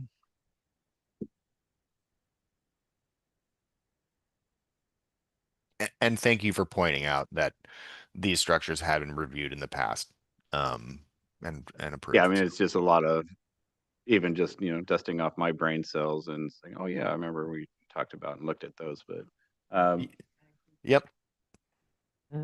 The stables as well? yeah, because I mean, that was Okay. sort of the whole conversion. Okay. They were converting, which was a pretty extensive equestrian operation into principally the cannabis operation. Okay. Thank you. But in terms of, I guess, the true northwest area of the property, what's going on over here? Is this just outdoor cultivated area and hoop structures, or is If that you part of the cannabis? do you have a Google Earth, or something with a more recent aerial than that? This is, yeah. I don't have it right up, but this is 2024, but Okay. Since this aerial, a revision was processed on the west side of the field. So kind of like that horse track area on the right hand side, you can kind of see the track circuit over there. From there all the way up to the fence line on the west side. Yeah, you can see the GIS does its best, but sometimes it doesn't line up with where, the surveyor would say the parcel line is. So you can kind of see like, all right, the curve on the GIS is here, but the curve on the fence is actually there. So that whole thing got a revision, approved by CDFW, approved by Water Board, approved by county. That whole thing is in production, wall to wall hoop houses. with cannabis, Oh yes, oh yes. not berries. No, sir. No, sir. Very good. Depending on, looking at the challenge involved with the crop, sometimes they think about berries, but, to each his own. As far as the annual survey, So yeah, I was gonna say, the last thing, the last survey that was provided, that was as a response to the questionnaire that is sent out to owners on an annual basis. We got it in 24. So meaning that what was reported was from 2023. And at that time, they were showing that there were only 21 acres of cannabis. So in between, I guess, 23 and now, it's grown to 56. Is that correct? Just want to confirm that maybe in 24, 25, you've, so, and then to answer the chair's question, no, we didn't get the survey this year. So we would need to have that submitted to us. But yeah, that's my question. When was that increased from 21 acres to the current 56? Well, funny story. So you'll notice the field on the east side to the right. Yeah. So and so first off, thank you for letting us know that the applicant needs to report 2020. They need to report 2024's activity as well as 2025's activity to you. No, I mean, as long as they report this year's. Okay. That would be okay. Okay. well, it'd be 25 production, but reporting. It would be now. 25 production. Yeah. Correct. Okay. Yeah, you're reporting last year's information. Perfect. Okay, so on that eastern field where the cursor is currently lying, in 24, they ripped it and disked it and cultivated it. in-ground cannabis. So they turned that east side on and cultivated it. Everything was tracked on metric, was all, weighed, bagged, and tagged, manifested, etc. They had a little bit of sediment cause an issue, and so Water Board and Fish and Wildlife wanted them to work that out, and the new owner wanted to work with the agencies. So in 2025, they left that area alone. This year, Sacramento's reviewed the restoration plan, how they're going to handle that sediment. Water Board's come out and reviewed the restoration plan, how they're going to handle that sediment, and everybody seems to think it's a good plan, and so we are hoping to put that to bed shortly, so that they can plant that area this season. And hopefully, also the grading plan and the building permit so they can harvest said crop and then tuck it into that little drying barn right down there. So to answer your question, the ag use expanded to include that. Have a good one. In 2024, in 2025, they hit a little T for timeout to work with everybody on that, and they're hoping that those efforts will wrap up this year and they'll be able to plant it. We'll call it fallow until it's replanted. Pardon? Excuse me. I was just saying to the committee here, we'll identify it as fallow land until it's replanted this year. Does that make sense? It's currently, it's just, It, I mean, it's it been is planted, obviously but it's not. now, It is obviously not planted at the moment, obviously. So okay. yes, you would. I think you would be correct. And so for the committee, I think we do allow fallow land to be part of the commercial agriculture. If I may add one more point I failed to mention earlier, they do have cattle in there grazing while they're working all this out. So last time I was there with the water board, there was probably like six head of cattle down there and a calf, just having a good time with the mustard. So just to put that out there. Unfortunate, let me see. Is this the, It's prime. it is prime. So yeah, unfortunately, they do need to meet the 50. So the grazing, yeah, and they do. I was just responding to the, okay, so it's currently being grazed, but we're going to consider it as being fallow for, Yeah, I mean, I guess certainly, but I mean, they already meet, with the 56 acres of cannabis planted, they meet the 50%. So even if, well, this is, everything on above that. well, we'll have to count this portion to be the 56.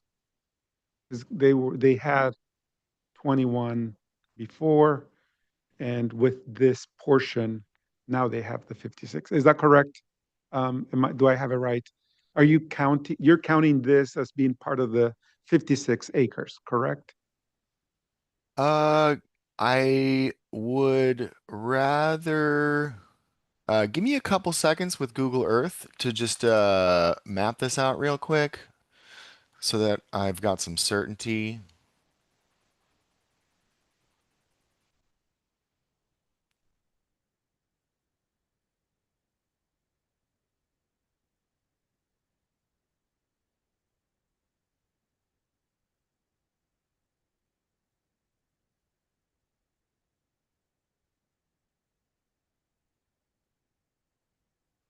Okay, so the western field area with the racetrack is roughly 21 acres, according to a quick set of clicks on Google.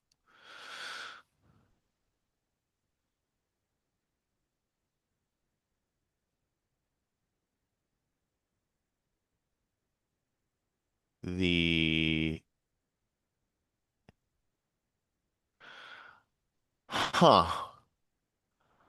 we may need to consult another map, but it looks like the eastern field, and I may be being too conservative here, is another 15 acres.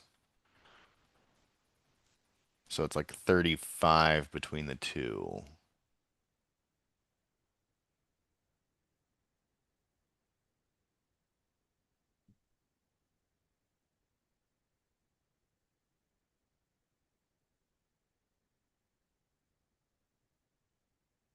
Yeah, so it's probably like 30. It's probably more like 34 just looking at these two. But I believe that this the structures, all the envelope, that little area between the two fields is also considered, cannabis use because they've got, workers staying there, they've got equipment being stored there. There's a manufacturing area, according to which revision you look at, for manufacturing goods that are made with cannabis on that side as well.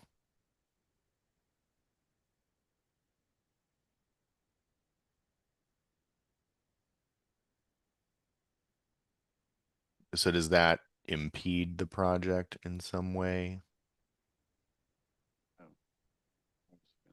Let me, What was the total acreage again that you calculated? Uh, The cannabis? Sorry, one moment. Let me do it again.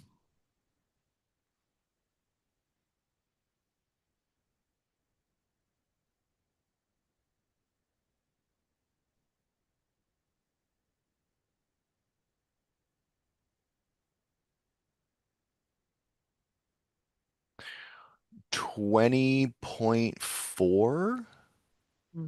on the west side, according to clicking Google. Of course, whatever the plan set says is probably more accurate than me right now. Yeah, so that's the 21 previously reported, and now we're looking for the additional. Yeah, because your 97.62 acre property, 50% of that's about 48 acres, 48.8, almost 49. So if you've got 20 something, you need additional acreage. Okay, and then Eastfield 14.8. Okay. And then do we count the area in between the two and those structures in the area calculation, or is it strictly area with plants in the ground? Yeah, it's area that's either actively cultivated or is fallow to be planted.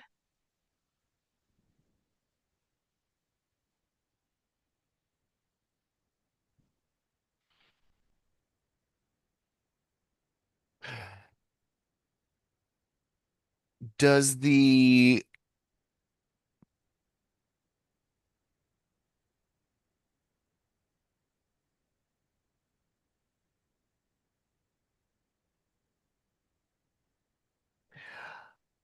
Well, how does the committee feel about cultivation on a hillside?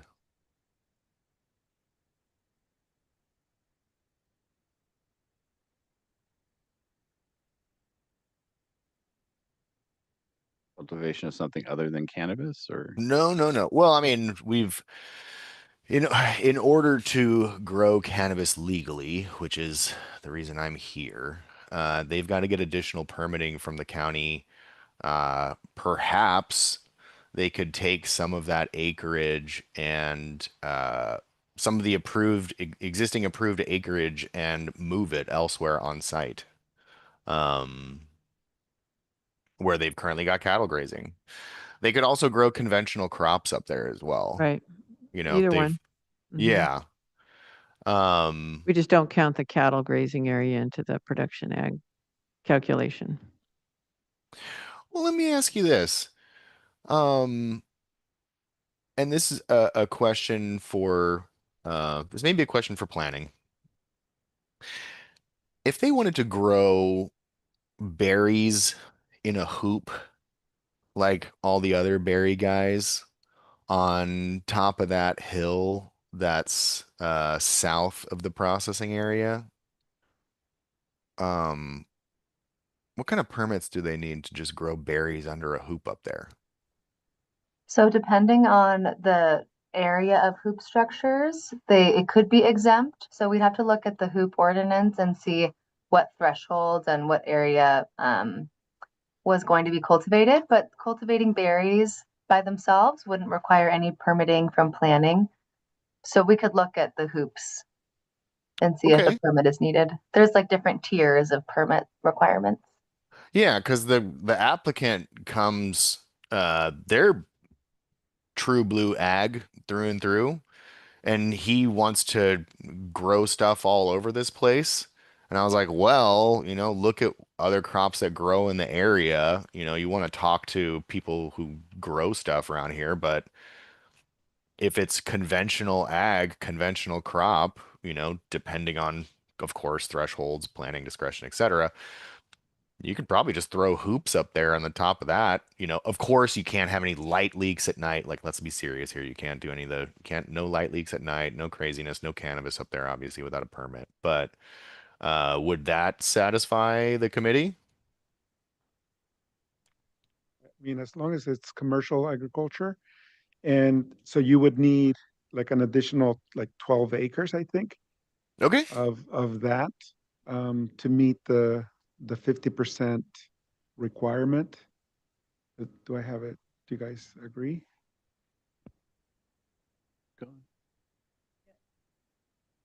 Theoretically, yeah, that'd be fine. The berries, additional acreage, that would meet our requirement. When we do that type of thing, usually we ask for some type of planting plan or, additional information to ensure that that's actually going to happen.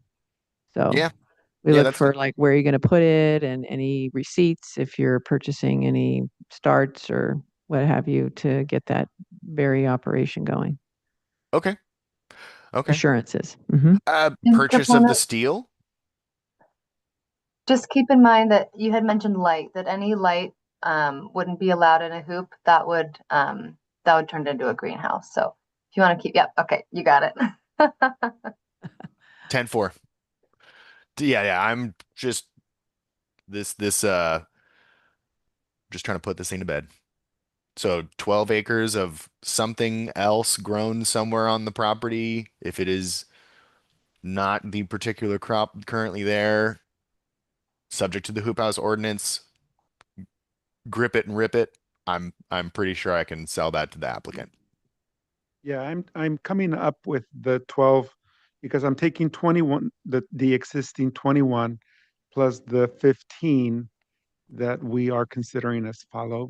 It's going to be planted this year, Okay. as was explained. So that's 36. If we add 12, that's going to get us to 48, which is 50% of the 97 point.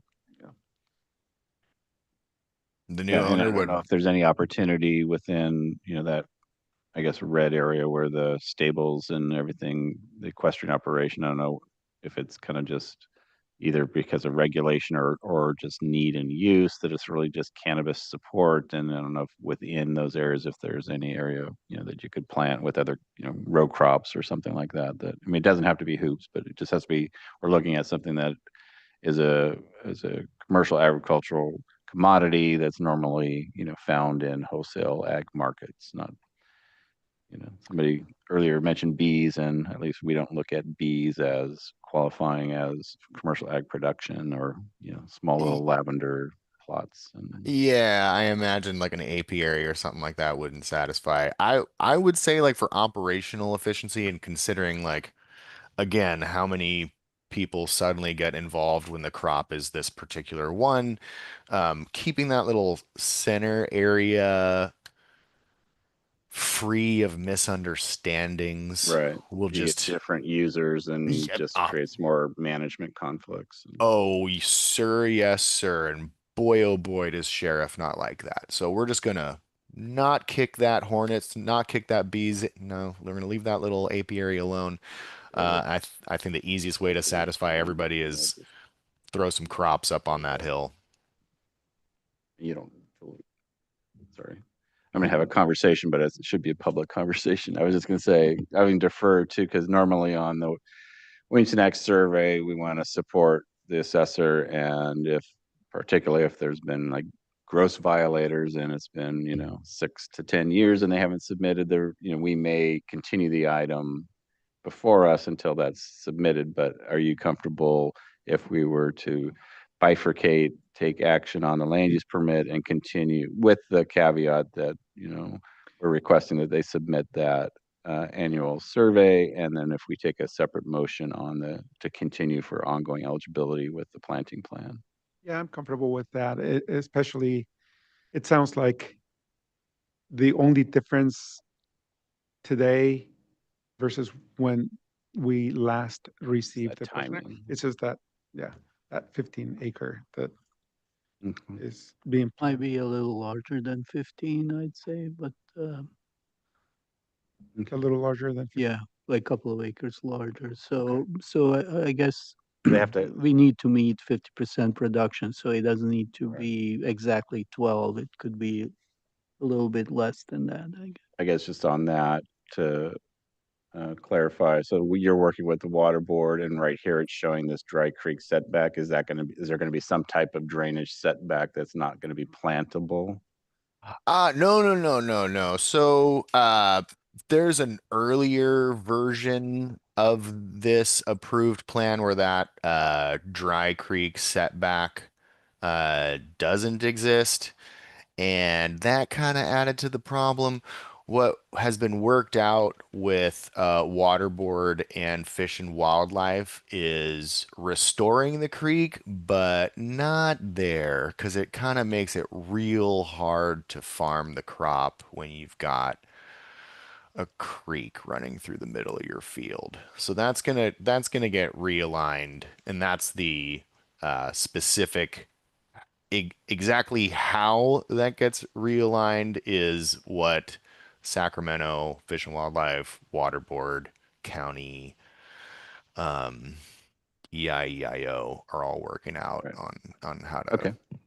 That sounds fix good. that. But everybody agrees there is some restoration that needs to be done. And the way this restoration is going to be accomplished, they will farm that whole side. There won't be that little gap there. It'll get And then before we consider a motion, one other question. I think, we're likely to take a separate motion on the land use permit for the grading, and then a separate motion just to continue this to give you and the owner time to submit the information regarding the additional planting and a planting plan. And so how much time continuance to get that material together? June, July, August, what time frame do you think would be sufficient so that you could work those out and come up with a plan, and we can talk about it this summer? So my understanding is that you would vote on today, you would vote on yes or no for this driveway so they can unstick these building permits, and then come back to talk about we have a planting plan for another 12 acres of something somewhere. Correct. Okay. Question for planning through the chair, if I'm saying it right.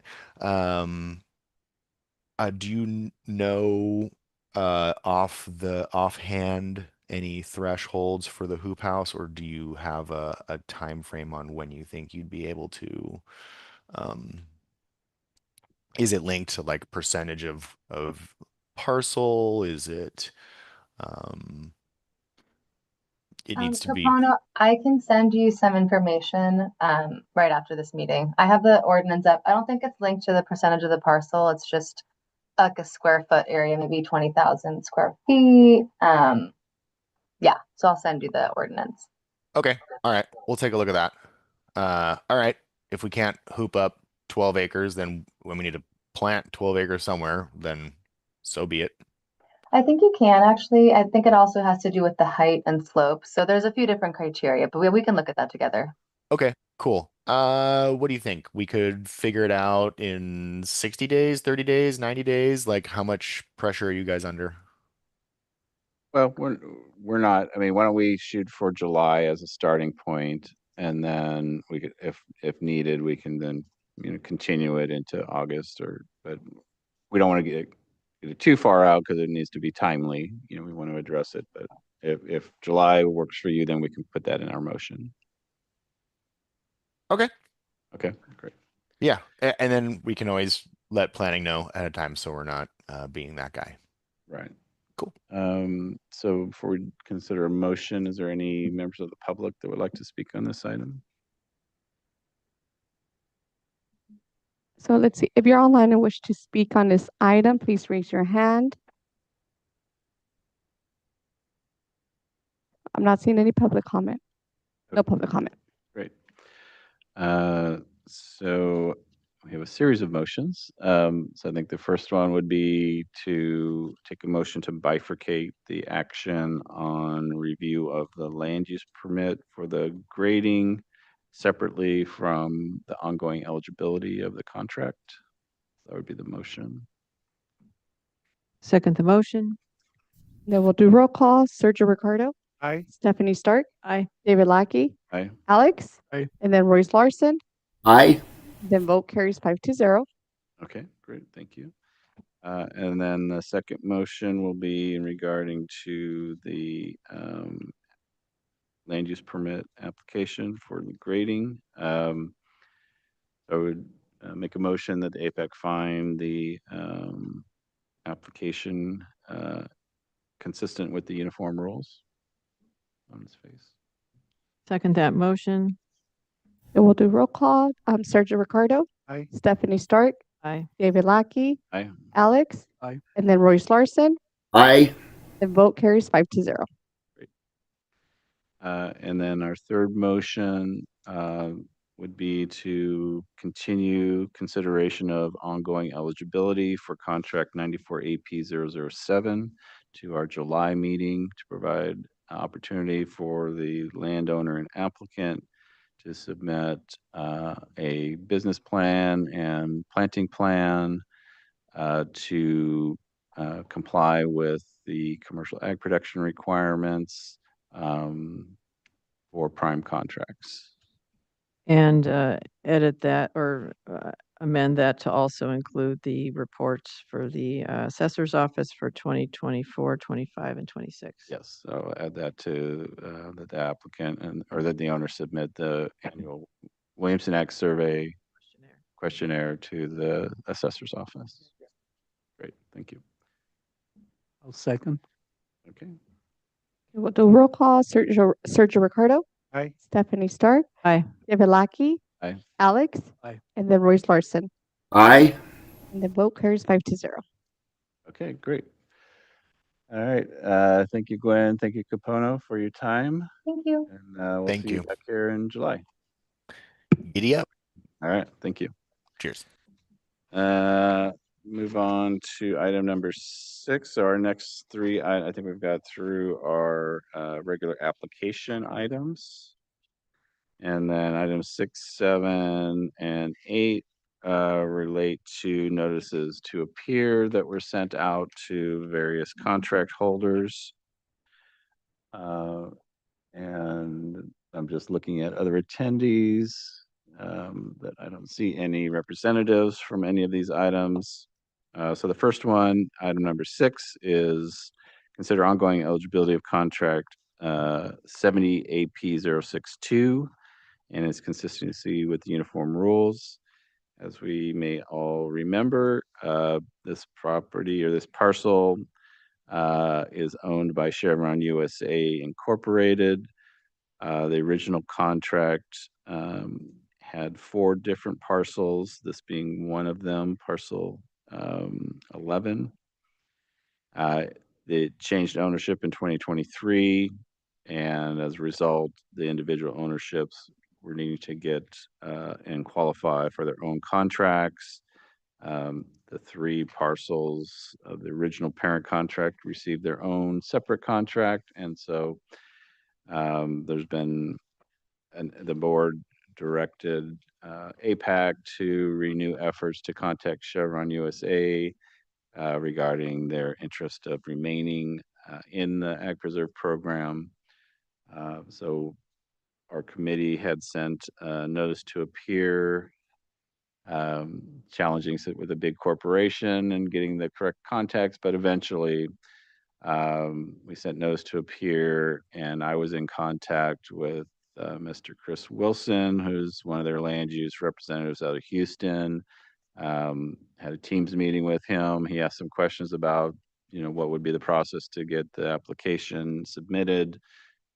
He was familiar with the Casmalia area, and so, and then this past week also reached out to him again, and yesterday he sent an email saying that they would talk with their team and let us know what their direction is. So, but we haven't had any affirmative that they are going to either submit an application or do owner-initiated non-renewal. And so, since we have already sent the notice to appear, kind of our next pathway would be to continue the notification process and send a 60-day letter. And so that would be my recommendation, but I want to hear from the committee members. And then I don't know, any reporting of annual surveys on this property? Probably not so. Nope, no reporting.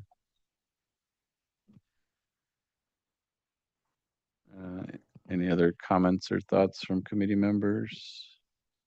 Can you, I'm sorry, can you repeat your proposal? You're thinking, So we already have sent the notice to appear, correct?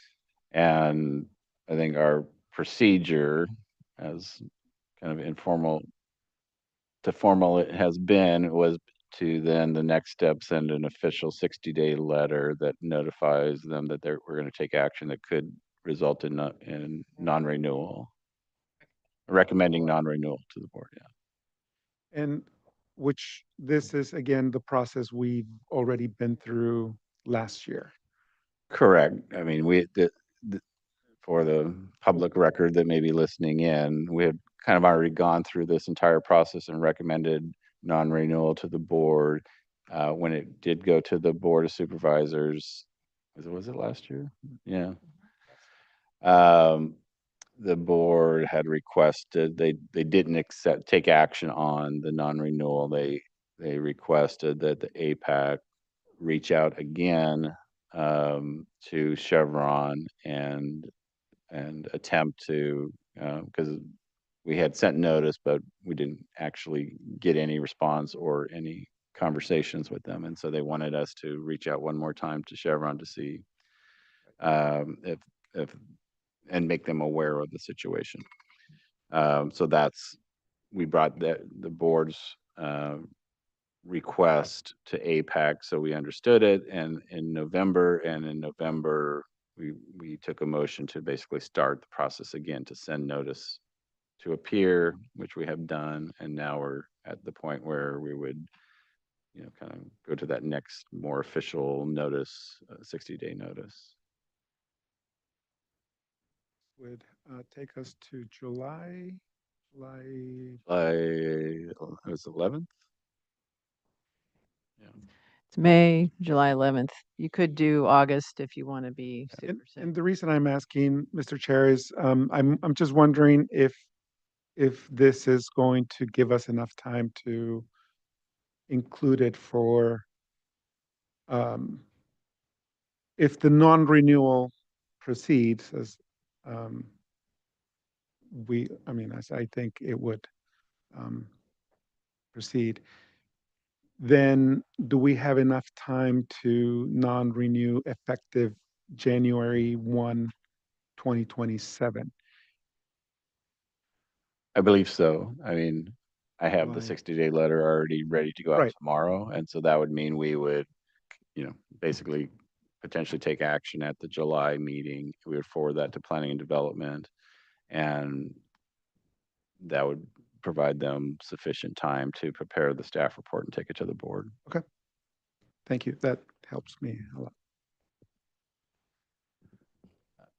I think we have done exactly what was asked of us last year, and I think we've gone through all the motions, so I Yeah, support. I think so. And then, I mean, they may end up getting back to us Mhm. and say, Yep. yeah, we're going to apply, and that would be great. And if not, then there's a pathway for that as well. Definitely. Is there any members of the public that would like to speak on this item? We do not have any public comment. Great, thank you. So I would make a motion that APAC requests the chair to send a 60-day letter to the owners of parcel 113-270-011. And then that 60-day letter will notify them of the potential next steps regarding possible recommendation for non-renewal. Second that motion. And then we'll do roll call. Sergio Ricardo. Aye. David Lackey. Aye. Stephanie Stark. Aye. Alex. Aye. And then Royce Larson. Aye. Then vote carries 5-0. Great, thank you. Mr. Chair. Yes. Did we add that we're coming back in July? Or is this? I didn't have to put in the motion, but yeah, the 60-day it's- letter will say the date. But yeah, effectively, if I get it in the mail tomorrow, it'll be at our July meeting. Thank you. Moving on to item number 7. So 7 and 8 are related, but we can take action separately. And I will bring up the parcels in a moment, but a similar situation where contract 00AP010 currently is comprised of 2 assessors parcels. They were owned by the Cushman Winery Corporation. And then one of those parcels, the parcel that has the winery itself, was sold off in 2025. And the new owner is ZM Parcel 1 LLC. And so because of that, multiple ownership under single contract, they are not consistent with Uniform Rule 6-2. And so the committee recommended that the chair send a notice to appear to each of the property owners, which I have done. I did receive a certified mail signature from the Cushman Winery, so I got that back. The certified mail that was sent to the ZM Parcel 1 was returned undelivered. I know that the assessor had similar situations with that address, but it is what it is. So no contact or no, at least, affirmation that they had received the certified mail that we had sent them. Does anyone have any phone numbers to reach out to them or email addresses? I mean, so the information that was in the recorded document for the sale, that was the address that we sent the certified mail. That's the same address that the assessor has on record for tax purposes and assessment purposes. And then when I Google that address, and even has, the actual, attention person in that real estate company, I think it's Global Market Real Estate. They're in Pasadena. It shows the same, that it's a legitimate address for that company, and it even has that contact person's name on their website as one of the principals. So as far as I know, it's a legitimate, address and contact.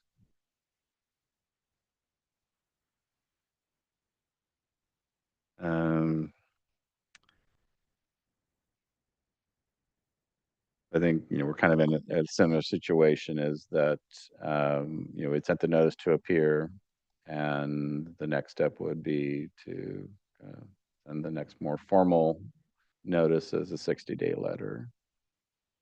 I don't know if the committee members have any questions or comments or.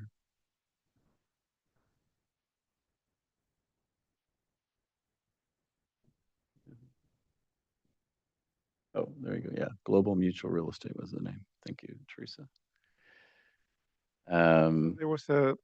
There was a question about all of the parcels that originally were included in the contract. But I think over the years, as portions were deeded out to different people and separate contract numbers were issued, historically we've allowed the contract to become, become like a B, C, D contract. And so I think we established that we're only looking at these two, which is what we're doing, and I agree with that. So just wanted to put that out. Yeah, thank you, Sergio. So that was, I think, the two parcels that we've talked about, and then the third one that has sort of it has the variant of the original contract number. We discussed those as discussion items, and at least for the time being, our recommendation was only to send the notice to appear for the two parcels for the contract 00. Under this one. Under this one that we're showing now, and that the other one, it sort of remains as is for now. Right. Okay. Are there any members of the public that would like to speak on either of these items? We do not have any public comment. Okay, great. So I think we should probably take motions separately on these. So for number 7, this is the ZM parcel 1. And regarding to ZM parcel 1 LLC is the owner of parcel 113-110-046.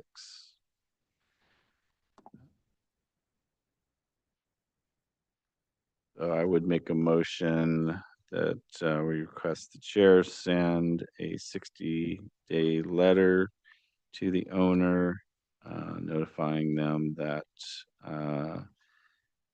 their parcel is in non-compliance with Rule 6-2, and that the contract will be considered on our July APAC meeting and for potential recommendation to the Board of Supervisors for non-renewal.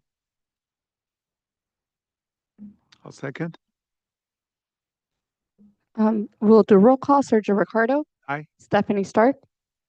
Aye. David Lackey. Aye. Alex. Aye. And then Royce Larson. Aye. Then vote carries 5-0.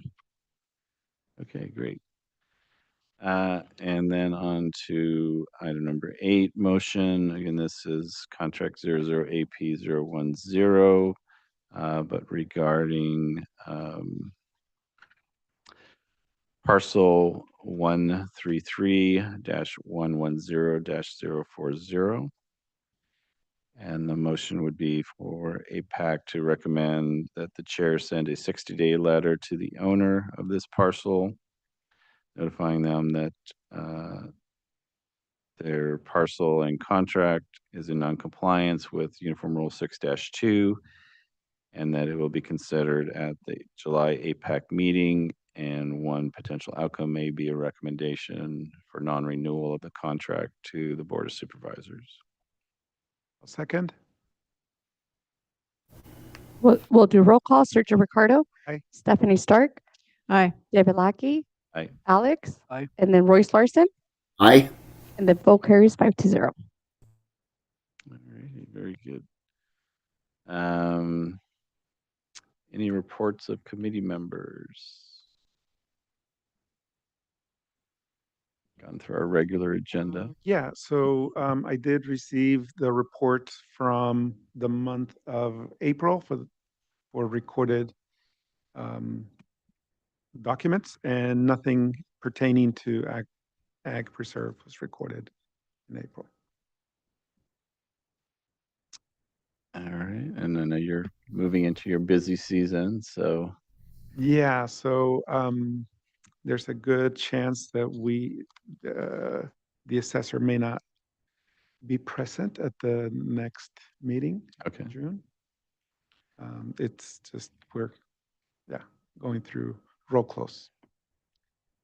And then, yeah, thank you for that update. And then, Stephanie, I know that you've been in contact with Cooperative Extension and Royce's potential replacement. And I don't know if Royce, if you have any information, or Stephanie, I understand that she's likely to attend starting in June. Is that correct?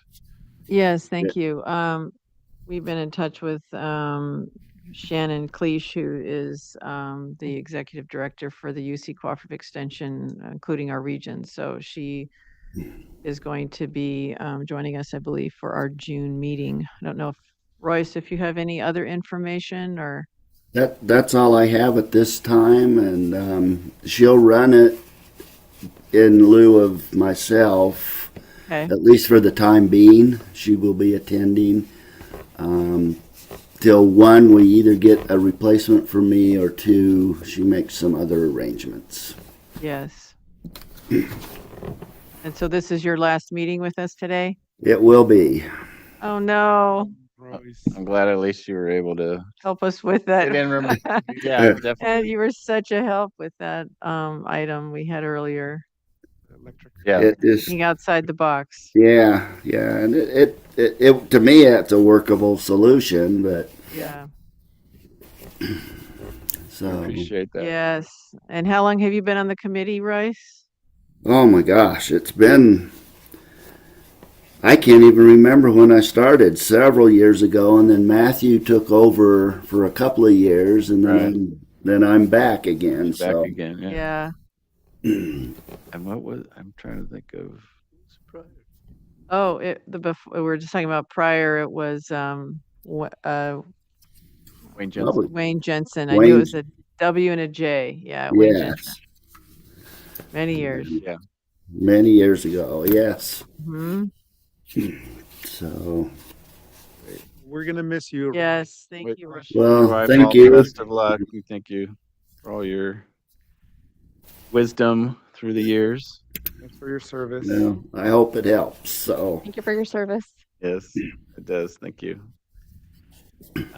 Okay, well, with that, thank you, everyone. Have a good weekend, and we'll adjourn today's meeting. thank you. Thank you. Luck, Royce. Thank you. Yeah, Right. thank you. Bye bye. Bye.